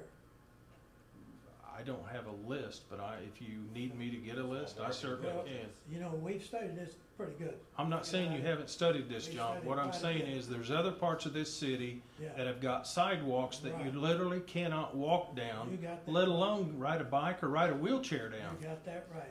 And we need to fix those first before we go out here. This is TIF money. Those are not TIF. It doesn't matter where the money is, John. Well, I think it does. It's need. The TIF money is different. So than just what you because come we out got of it, we the should fund. spend it? Pardon me? I don't agree with that. I know you don't. Just because we've got it, we should spend it? I don't agree with that. Well, I mean, you guys can do what you want. I've got my opinion. I'm entitled to it. That $22,000 you just spent on this corner, we didn't, that's a lot of money too, just for that right there. What Your corner? water office deal. What corner? I didn't like that either, but it's your department. So, you know. So what's this your is our point? department, What's your and point? This is what we wanna do. We would be willing to study the west side versus the east side, if that would, for the hospice people. You know, there's something to be said for putting the sidewalks in before you need them, because Right. we over around the hill, we put them in after we need them. Because I know even when I was with the county, I got a lot of inquiries from the federal government guys who would come in town, say, you don't have any sidewalks to go to the ballpark. Right on. So something to be said for I agree. ahead of when you. 100% We agree. got a plan ahead and we're trying to do it. And I think we've done a pretty good job of it. So Doug, are there any areas within TIF areas that can stand to have a sidewalk aside from this area, or do you think that we're pretty good for the most part?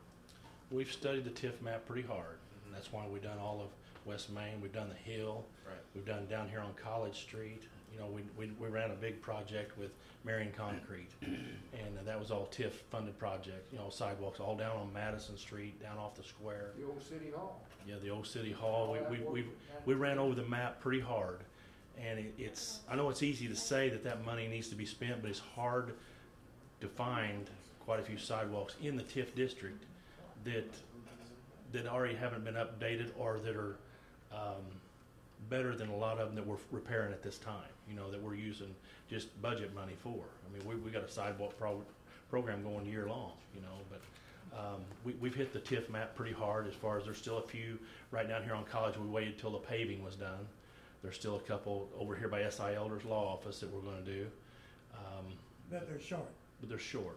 They're short sidewalks. It's little tie-ins, like from Main Street to College Street, you know, from Market Street to Madison Street, you know, Market Street to College Street, you know, down College, you know. So there's a few there. We run this one by you, Doug. And what about Hospice to Hucks, and then stop at the railroad tracks on the east side? You're talking about crossing over there then? That's just prior to Christian Lane. No. Christian Lane's north of the railroad. Stopping at the railroad track. Because I see a lot of work's got to be done there once you get to that railroad track, and then you drop off there at the substation and everything. Then you go there. Railroad said we could go right across it. I mean, there's not saying you can't, but and then you get to the sewer lift station there, and then you drop off there at buildings. We figured in, I just figured in the cost. All that's in there. That was figured in the cost, Anthony. We even checked all the entrance to the roads to see if they were ADA compliant, you know, with Beelman's is. Two of the trailer park entrances are, you know, there's only one or two that aren't within the 5% or less, you know, so. Some of those required metal hand railing, and we had about, I don't know, 12,000 in there for that. And Doug said his guys could put the metal railing in. For that, that's why we took that part out of the cost. But you're right. What's the height on that railing? Because I know we got into that 42 up here, 42 inches, because I know we got into that up here on the square. That's another deal that we ended up having to do ourselves. So if we have any other pending TIF aided projects that they can benefit from this as opposed to?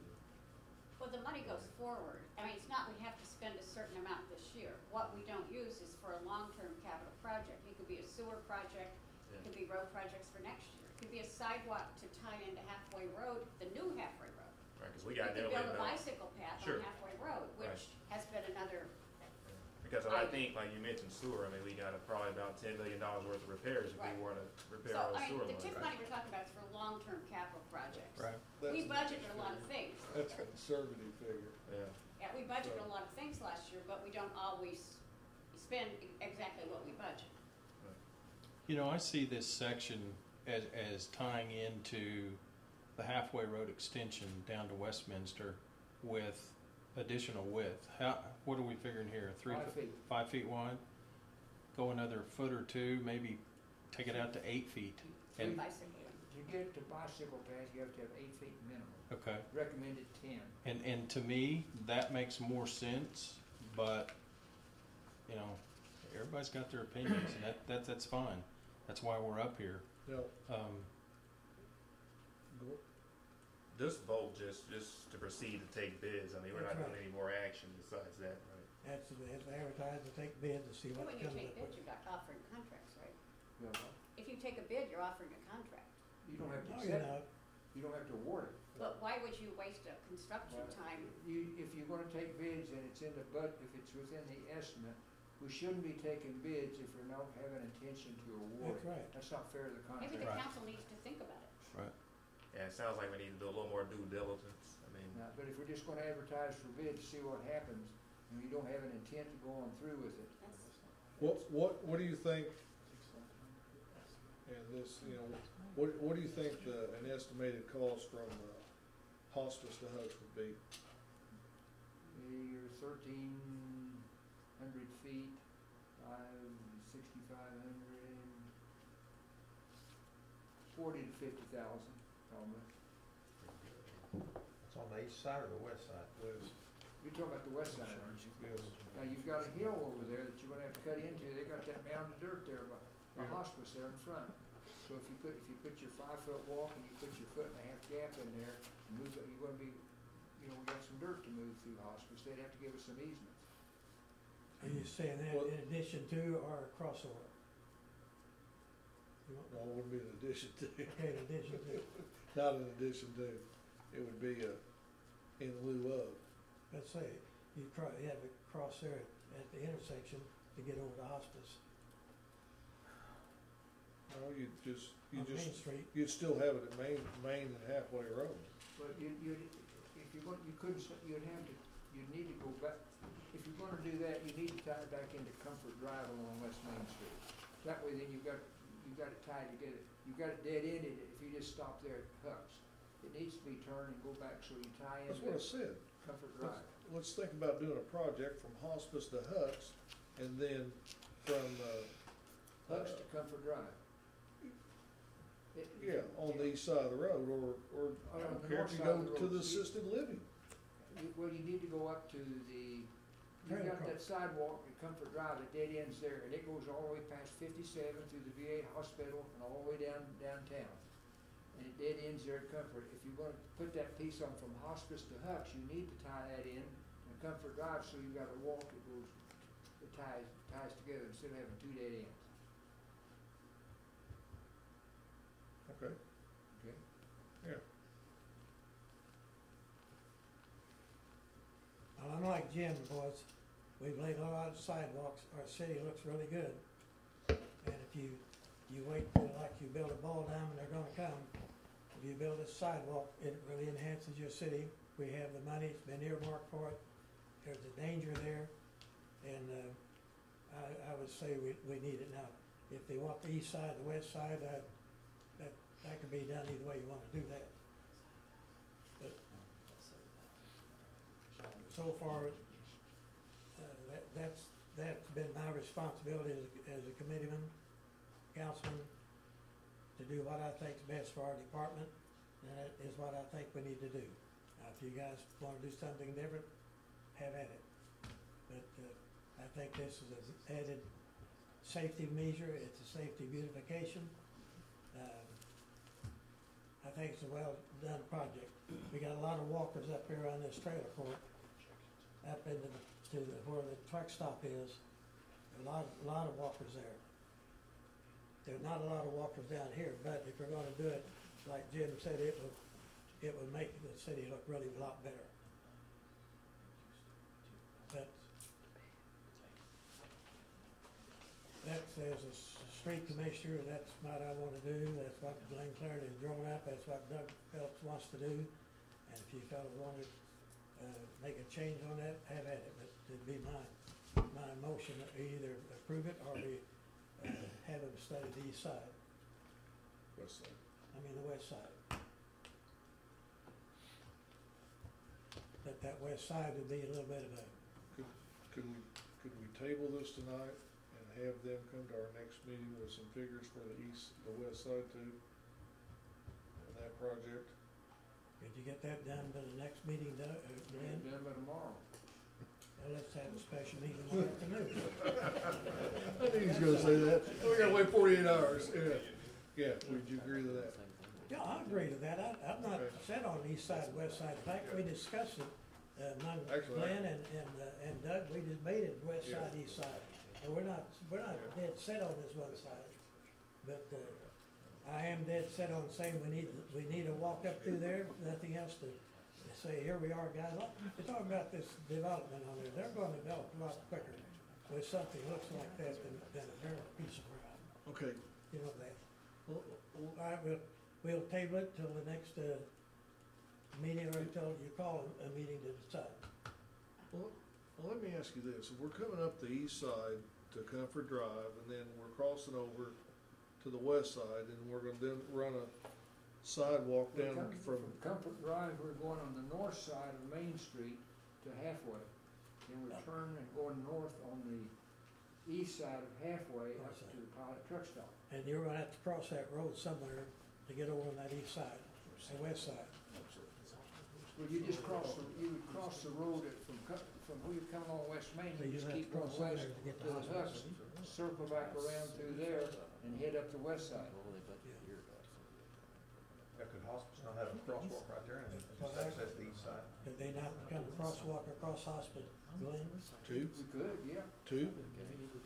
Have your crosswalk here and your crosswalk at hospice in case they wanna come over to Mobile Mart or go to hide out. Yeah, they can put up a flashing light, we like what that Yeah. other place is doing. It's more feasible, according to Glenn and Doug, it's more Okay. feasible to run this east side. It's easier to do, the right of ways are there. Your Lost it. question about the railroad is been answered. There's no issue, we go across it. And the guardrail on that drop off, which you were right on, that's taken care of without no problem. We put a guardrail, Well, this isn't showing hooks. that's the back up here, I think, isn't it? No, That's Might be that's an old, prior that's an to- old photo Okay. that doesn't That's reflect an old- what's No on it. wonder I was off. Okay, so. Yep. I'm here. Yeah, you go all the way up To, there. you The trailer court. know, I gave you one of these, probably need to figure out. Happy vacation. Here, yeah, they come all the way up here. okay. Now, they've studied the west side and the east side, they themselves thought this was the best route, not depending on them what they.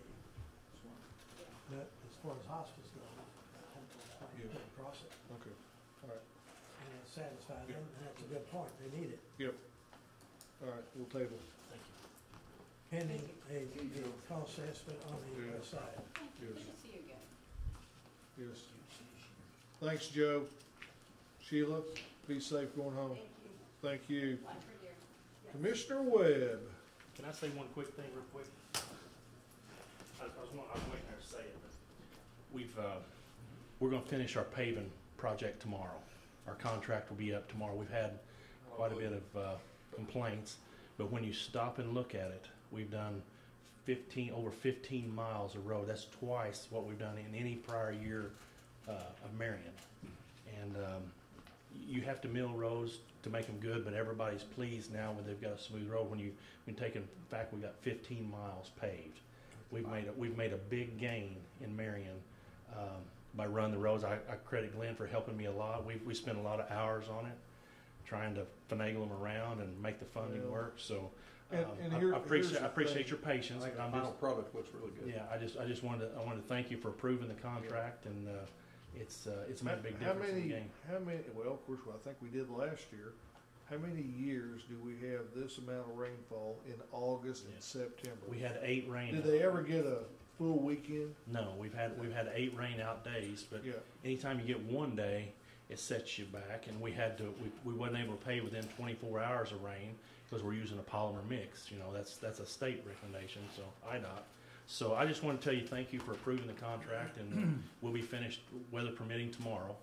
And we're going to go around and do a lot of checks to make sure we got all the cleanup done. So, but I appreciate your patience. Okay. Job well done, Doug. Yeah. I think in our past 8 years or so, I think maybe we resurfaced maybe 75 miles of road since You, the last 8 years. I don't think That's a lot. anybody realizes that the burden we place on that guy right there. Right. He's not calling him, I'm calling him, you know, and just. I've called him a few times Yeah, myself. so I mean, he gets his ear wrung, and he's got his little notebook there, and you know, you may call him and him say, first thing he says to you, let me get my notebook, so, you know, but that's okay. That's not what he tells me, but Oh, he doesn't? no, I won't quote him. Yeah, well, I know, he told me, he says, is it you again? Yeah, Yeah, okay, what do you want? yeah. Okay, Item 6, of course, Jay Smart retired from the fire department, left opening. Merit board has met and interviewed, and of course, this is a process where there's a physical exam and a test as well. But Doug Plummer comes out as number 1 on the merit board list, and that's who the merit board is recommending we hire. So I put that in form of motion to hire Doug Plummer as a firefighter, Marion Fire Department. got a motion? I'll second. We got a second. Any discussion? Hearing no discussion, call the roll. Commissioner Hightower. Yay. Commissioner Patton. Yay. Commissioner Webb. Yay. Commissioner Goss. Yay. Mayor Rinella. Yay. Okay, this next one, Jerry had all the facts and figures, and he walked out of the room with us, so we've been texting back and forth here, but I think I got most everything we need. By the way, there's a 13-year-old boy trapped in some rocks down in Vienna, so our tactical team is down there assisting them, and so our thoughts and prayers go with that young man and their families. But at any rate, asking council approval for a vehicle exhaust system to be funded by the AFG grant, which is a federal grant. Jerry's done a lot of research on this, and he's still getting some information this afternoon. But he's decided, and what he recommends, and I'm going to put in form of a motion, is to purchase this from Ply Movement, and they're out of Belleville, and the price is at $54,700. Again, this is a grant. However, they wasn't the low bid. We had a bid for $50,000 from a group called Magna Grib. They're out of Cincinnati, Ohio, and they had two issues with specs. One was Jerry's requiring 100-mile radius response time, and Belleville meets that, but the other group was out of Cincinnati, Ohio, so they're about 300-mile travel. So he asked for references. He finally got one reference from one of the police chiefs up in St. Louis, and that had chose to go with the other group out of Ohio, and they've had a lot of issues with it, and they didn't really recommend it. He got a hold of a deputy chief out of the St. Louis Fire Department today, and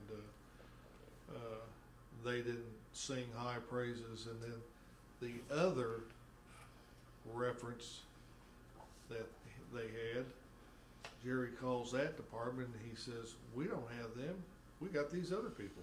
Oh yeah. So anyway, yeah, they got an issue with this group out of Ohio's got an issue with the radio signal. They've got to get perfected. It somehow when you hit the garage door, it activates something else on their system. So yeah, they got some issues there. It's $4,000 difference. So. Yes, it's actually close. Jerry says it's closer to 3, but anyway, this other group is they do them nationwide, and I'm not saying this Magna Grip's not bad. We don't know. They just could not provide information, and that sent up a red flag with Jerry about actually what are we getting, but talking to St. Louis, who has a couple fire stations within inside the city, we all know, and if they're not happy, there's a good chance we wouldn't be happy either. So you definitely don't want to hit a button and all of a sudden your doors come back down or something. Well, this being federal money involved, Jerry is very adamant about making sure that if we didn't go a low bidder, that we have our bases covered, and he feels like we do in case with auditor or somebody questions it. So with that, I'd make a motion. Okay, got a motion for who at what price, Jim? Ply Movement, $54,700. Okay. I'll second. Got a motion second. Any further discussion? Hearing none, call the roll. Commissioner Hightower? Yay. Commissioner Patton? Yay. Commissioner Webb? Yay. Commissioner Goss? Yay. Mayor Rinella? Yay. Is Chris here? This can't be right. This can't be right. No, there's no error there. I'm sorry, Mayor, Council, I do not have any higher recommendations for this evening. Can you believe it? But I anticipate that I'll make up for it on the 22nd. Pretty much count on that. Chris, we'd known that, we'd cancel the meeting.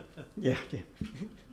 I do, however, on item 8 have an additional job classification for Quenisha Emanuel for child watch, $9 an hour, and maintenance at $9 an hour. And that should give her almost all the job classifications. She's looking to work, and we're going to find the part-time hours for her one way or another. So that's going to help us with ensuring that she gets hours and we get coverage in various areas. So. All right. I'll put that for a motion. Got a motion? I'll second. Got a second?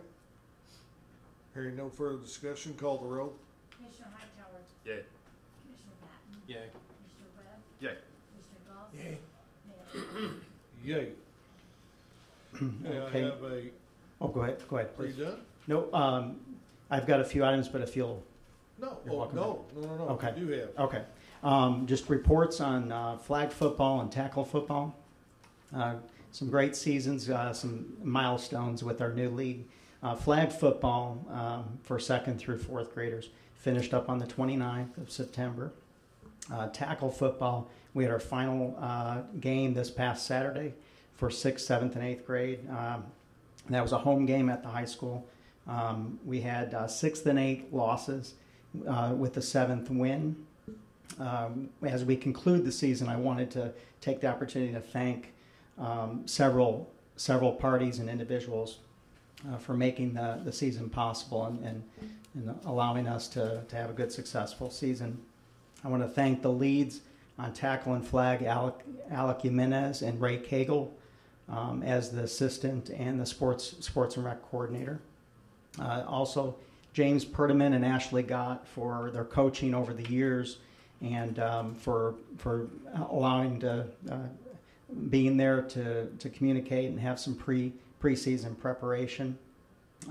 Volunteer coaches, so many volunteer coaches, the kids, the parents, the high school and junior high for their facilities and staff, including Becky Moss at the junior high, Jeff Moak, Ryan Godinsky at the high school, and Marion Park District for their field line painting, Boynton Street Center for assisting with additional registrations late in the preparation preseason, Tim Will and TSS Photography, Holly at Pit Road Racing.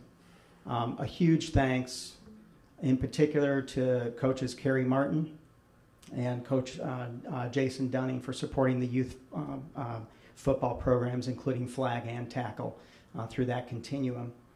They've done skill sessions with our teams. They've done coach clinics for us, and they have hand-down equipment that we can use going forward as well. So I want to thank them, from the bottom of my heart for our whole football program, leading in these youth into high school. So appreciate it very much. Our overall season record in games: 5th grade went 2-3, 6th grade 1-4, 7th and 8th both 5-2 in their season. So we had jamborees. We had we kicked off the season early with Effingham Jamboree, and then we had a late season Heron Jamboree for 5th and 6th grade. Also, 7th and 8th grade played an additional game in McCracken County. 7th with pretty strong loss and a narrow loss on 8th grade. So we'll be more prepared for next season for McCracken County. We intend to continue to play with them. So. Yeah, they take their football pretty seriously in Kentucky. So. Yeah, sure do. And one thing in reference to the 6th graders, they didn't get to play last year's 5th graders. That's right. We was in our old program, and nobody in that league had a 5th grade program. So that affected this year. They got their, let's just say they got to compete with this year. So we look for better things from them next year. That's right. That's right. We had at the hub, we had our plane pull for Special Olympics. We had our hub haulers. And that was at SIU Airport. Our hub haulers placed 3rd in the open division out of 6. River Radio and Nashville Football placed 1st and 2nd. So I want to say to our hub haulers, great job. Those are members. Those are hub members that stepped up. They spent time on their Saturday morning to contribute to Special Olympics, to allow us as a facility to contribute. And they devoted their time for that event. So,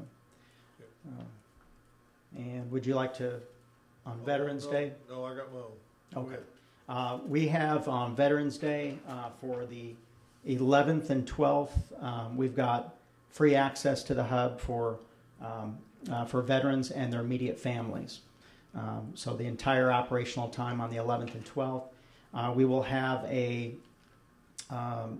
ceremony at 11 o'clock on the 12th, Monday the 12th, and free luncheon for veterans on the 12th.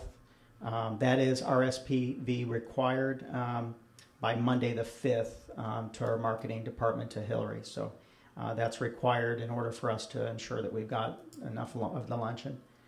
We've got inflatable 2 to 5 p.m. on Monday.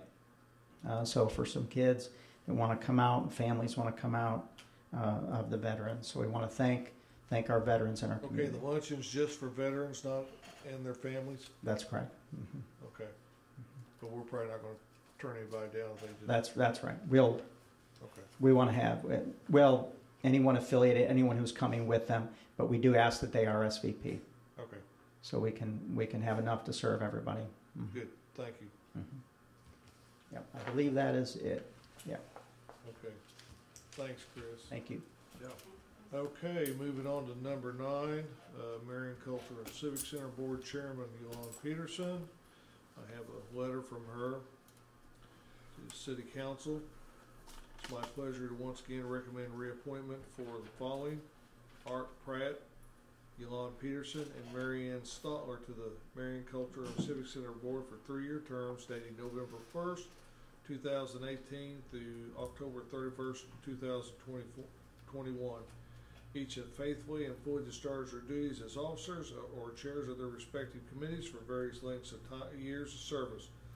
We respectfully request the council to take action on this request. As always, we thank you for your consideration regarding the Marion Cultural and Civic Center in this matter, as well as your actions on behalf of the city. We can only show appreciation in a small measure for the service each of you give to the governance of the city. So on a personal note, on behalf of the board, we say thank you. What's your pleasure, gentlemen? I'll make that recommendation. Got a recommendation, got a motion on the floor for the reappointments of Art Pratt, Yolanda Peterson, and Mary Ann Stotler to 3-year terms. We got a motion on the floor in a second. Yeah. Hearing no further discussion, call the roll. Commissioner Hightower. Yay. Commissioner Patton. Yay. Commissioner Webb. Yay. Commissioner Goss. Yay. Mayor Rinella. Yay. Okay, number 10, the pavilion. Council approval of resignation of Carla Simmons from her position as administrative assistant at the pavilion, effective October 12, 2018. Make that motion. Have a motion and second. Any discussion? Hearing none, call the roll. Commissioner Hightower. Yay. Commissioner Patton. Yay. Commissioner Webb. Yay. Commissioner Goss. Yay. Mayor Rinella. Yay.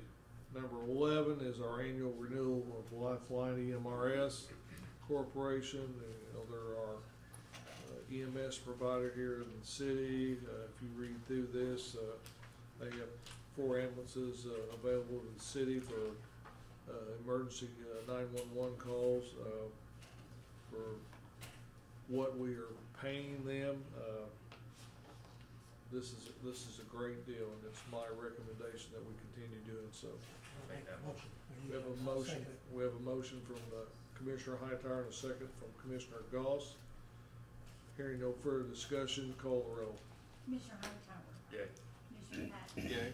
Commissioner Webb. Yay. Commissioner Goss. Yay. Mayor Rinella. Yay. Number 12. Gail? Resolution 2018-20 is, or 2018-20 is an inducement agreement for Lowell and Michelle Anderson. They're looking at doing a project in the city, and this, what we're trying to do is do a study on TIF property and establishing a new TIF for their area.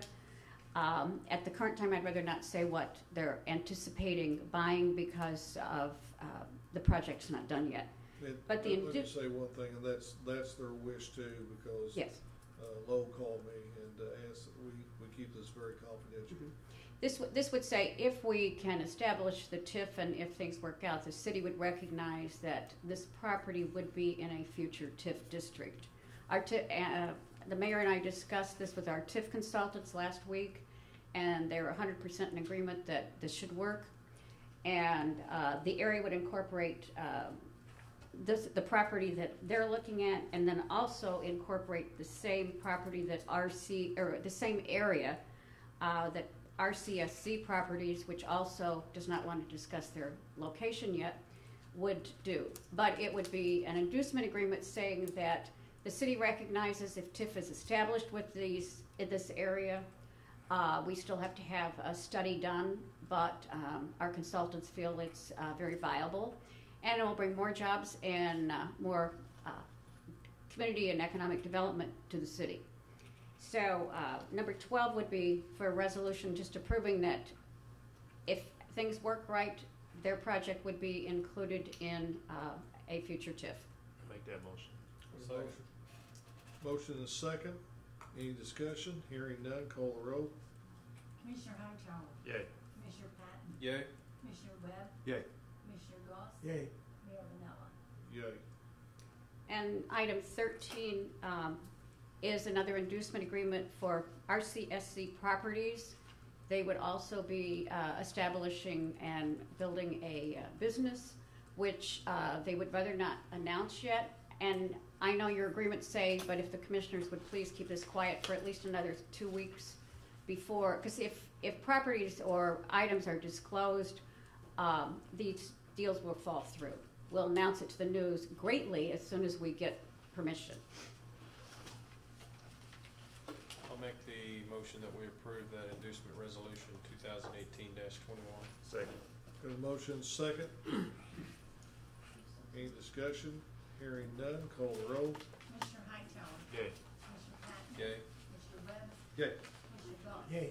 And Mayor Rinella? Yay. Okay, 14's been taken care of. I split with Chris today on veterans projects. On Saturday, October 20th at 6:30 to 10:30, Penny Bagby, who's well involved with veterans here in Marion, does our flags. They're having a benefit pancake and sausage, all you can eat for $5 at the Elks, and it goes to a worthwhile cause. Also remember this Saturday we have our electronic recycling at the training center from 9 to 12. Got the football team coming to help us old people again, and we hope to fill another semi-tractor trailer full of electronics. And it seems like it's expanded this year. I mean, people can bring lawnmowers and other things that didn't seem like was there in the past, but hey, as long as it keeps them off of our county roads and various dumping sites within the city, we'll take it. So, What's the hours of that, Mayor? 9 a.m. to 12 p.m. Anthony, is that open to businesses as well as individuals? Yes, it is. We've already had a few contact us. You know, school district usually brings some things and stuff like that. That's who I was going to suggest to reach out to, is the school district. They normally do. So Some people ask maybe if I'll make sure that we can't take paint or tires. No. It needs to be metal or electronics. Yeah, it's actually refrigerators, washer and dryers, anything like that can come. right. Yeah, there's no hazardous materials, no chemicals of any type, no tires, things like that. It's an appliance or a tool, as long as it's got a cord, we'll take it, right? Basically. Okay. Yeah.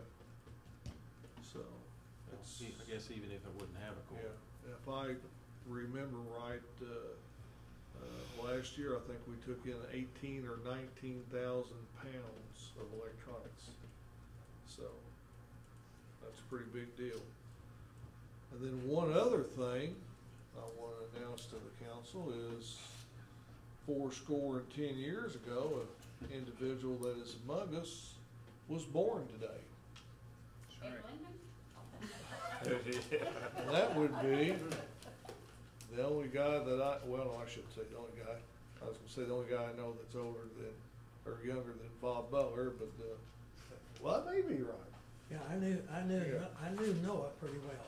But anyway, today is Commissioner Goss's 90th birthday, and we wish you happy birthday. Thank you, and it's been a good one. Yeah, we also have some treats for you that we know you're very partial to after the meeting. You can take home, or Gail can get them right now. We was a little bit, we questioned what you really liked, but we all come to the conclusion you like Little Debbie cakes, and you wouldn't turn them down. There's nothing like it, because I've been on that diet for years. I see them in such good shape. There you go. I don't think I have anything else. Yes. I've got a great granddaughter living with me. She's made my day, so everything's good. And seen her in the parade with you Saturday? Saluting the flag. That's right. So a 4-year-old saluting the flag. Yeah. Oh. So you can't beat it. No. So here you go. These were just for him, right? The Yeah. Swiss rolls are just for him. Well, hey, that's my And then kind there's of Yeah. cookies. And then Yeah, there's this is cookies good. for after the And there's meeting. cookies in here if you guys want. All right, good Yeah. deal. So Put anyway, that up there. Johnny, has that box been eaten out of? It looks Yeah, like it's been open. Look at it. You think of We were Kenny trying and to the make good. it easy access. Yeah, we didn't want to have to struggle. There's two missing. well, You know, things get, as I'm things going get with, harder. I'm going with Alice and Tammy. Because they're talking about it. Well, thank you very much. It's been a You're good day. Commissioner Hightower, Commissioner Patton. Yes, I wanted to make the announcement that the Marion Water Office will be closed for construction starting Thursday, October 11th at 4, and will be closed all day Friday, October the 12th. That is to allow us to tear out the old casework, counterwork, and install new. We thought we would give the contractor a jump and by closing an hour early on Thursday and then all day Friday. Our intent is to be back up and running on Monday morning. We've got some data lines to run, some electricity to rewire, but hopefully we can do that and get that all taken care of over the weekend. We should be open Monday morning at the regular time. So be closed at 4 on Thursday the 11th and all day Friday the 12th. Okay, are we gonna have people available if somebody wants to come in and turn on water at a residence? Or? Yes, they will be working, so go ahead and call the office. It's just that the door will be closed and no access to the counter. You might remind them too, they have a letter drop back here that they use. That's A lot of correct. people aren't aware of that. That's correct. Thanks, John. There's a drop box in the back of on the east side of the City Hall. Yeah. Right. Very easy to get to, very easy to access. That's where I pay mine. So, Yeah, that drop box was put in there for inclement weather and our elderly, where they don't even have to get out of their car. Yeah. They can drive up to it, put it in there. It's hard to break habit, but you know, a lot of people like coming in just as soon as they get that bill in the mail and processing it right there at their windows. Yep. But anyway, they do have another option. Okay. Anything else? no, I don't think. Oh, we have been approved in stage 1. I guess stage 1 of our Illinois Environmental Protection grant or loan, however you want to look at it, for a new water tower. We are processing through the best way to go about it. There's basically 2 jobs: to refurbish the old tank and the new tank out east of town, somewhere near Norman Road. But we have been approved through this first phase, and that takes us to the second phase. If you want to add anything to that, feel free. No, I mean it's something we've been working on for well over a year now, and we had a public hearing not too long ago. It's just one of those phases that you got to go through with the EPA. No different than we have with sewer projects. It's their ball game, and you got to play it. We're hoping that this December, that obviously that there'll be some monies available to be let, and that there will be communities that cannot, or not ready to proceed with their project, and maybe we could get one of those. Most likely, it will be the restoration of the existing elevated storage tank on Madison Street. The new elevated water storage tank, there's a lot of things that have to be done in that process. So it's more likely to have to be ready for the June 2019 letting. So, but anyway, we got 2 projects that we're sorely in need of. The new elevated water storage tanks, 500,000 gallons. It would give this city 4 million gallons, almost 4 million gallons in reserve, which is unprecedented down here in southern Illinois. And in advent of what happened in May, I think it would be wise that the city council look into doing that. that's about it. It's just another phase of that process that we're going through. Painful process. Painful. But well worth it. no, and the thing of it is, we can use up to 26% TIF monies for that, and I don't think we will. We never have, but we can get hopefully we can get up to 50% forgiveness from the EPA through their loan program. Most likely that'd be 25%. So with the 26%, 25%. You know, hopefully the city will only have to come up with a little less than half of the cost of the entire projects, which both of them bailed on us. So but I think it's like $3.6 million for both projects. So anyway, no, 3.9, 3.3 for the storage tank, and 600,000 for the maintenance. So 3.9.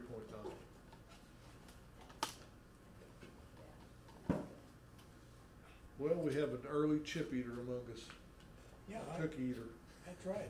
You gotta maintain your health. Jim? Yeah, just quick police report. Police busy in the month of September had 121 traffic accidents, 9 DUIs, 4,337 dispatch calls, 1,019 of those was Marion, and 92 ambulance calls. So busy month of September. That's all. I'll make a motion to pay the monthly bills, funds become available. We have a motion on the floor to pay the bills. Second. Got a second? Hearing no discussion, call the roll. Commissioner Hightower. Yay. Commissioner Patton. Yay. Commissioner Webb. Yay. Commissioner Goss. Yay. And Mayor Rinella. Yay. Make a motion to pay the consent agenda. Second. Got a motion and a second. Hearing no discussion, call the roll. Commissioner Hightower. Yay. Commissioner Patton. Yay. Commissioner Webb. Yay. Commissioner Goss. Yay. Mayor Rinella. I want to Yay. remind everybody that October is Breast Cancer Awareness Month, and in cooperation with that, if you've noticed, our Tar Square has turned pink. So with our pink lights up to commemorate this monthly awareness. So everybody keep that in mind.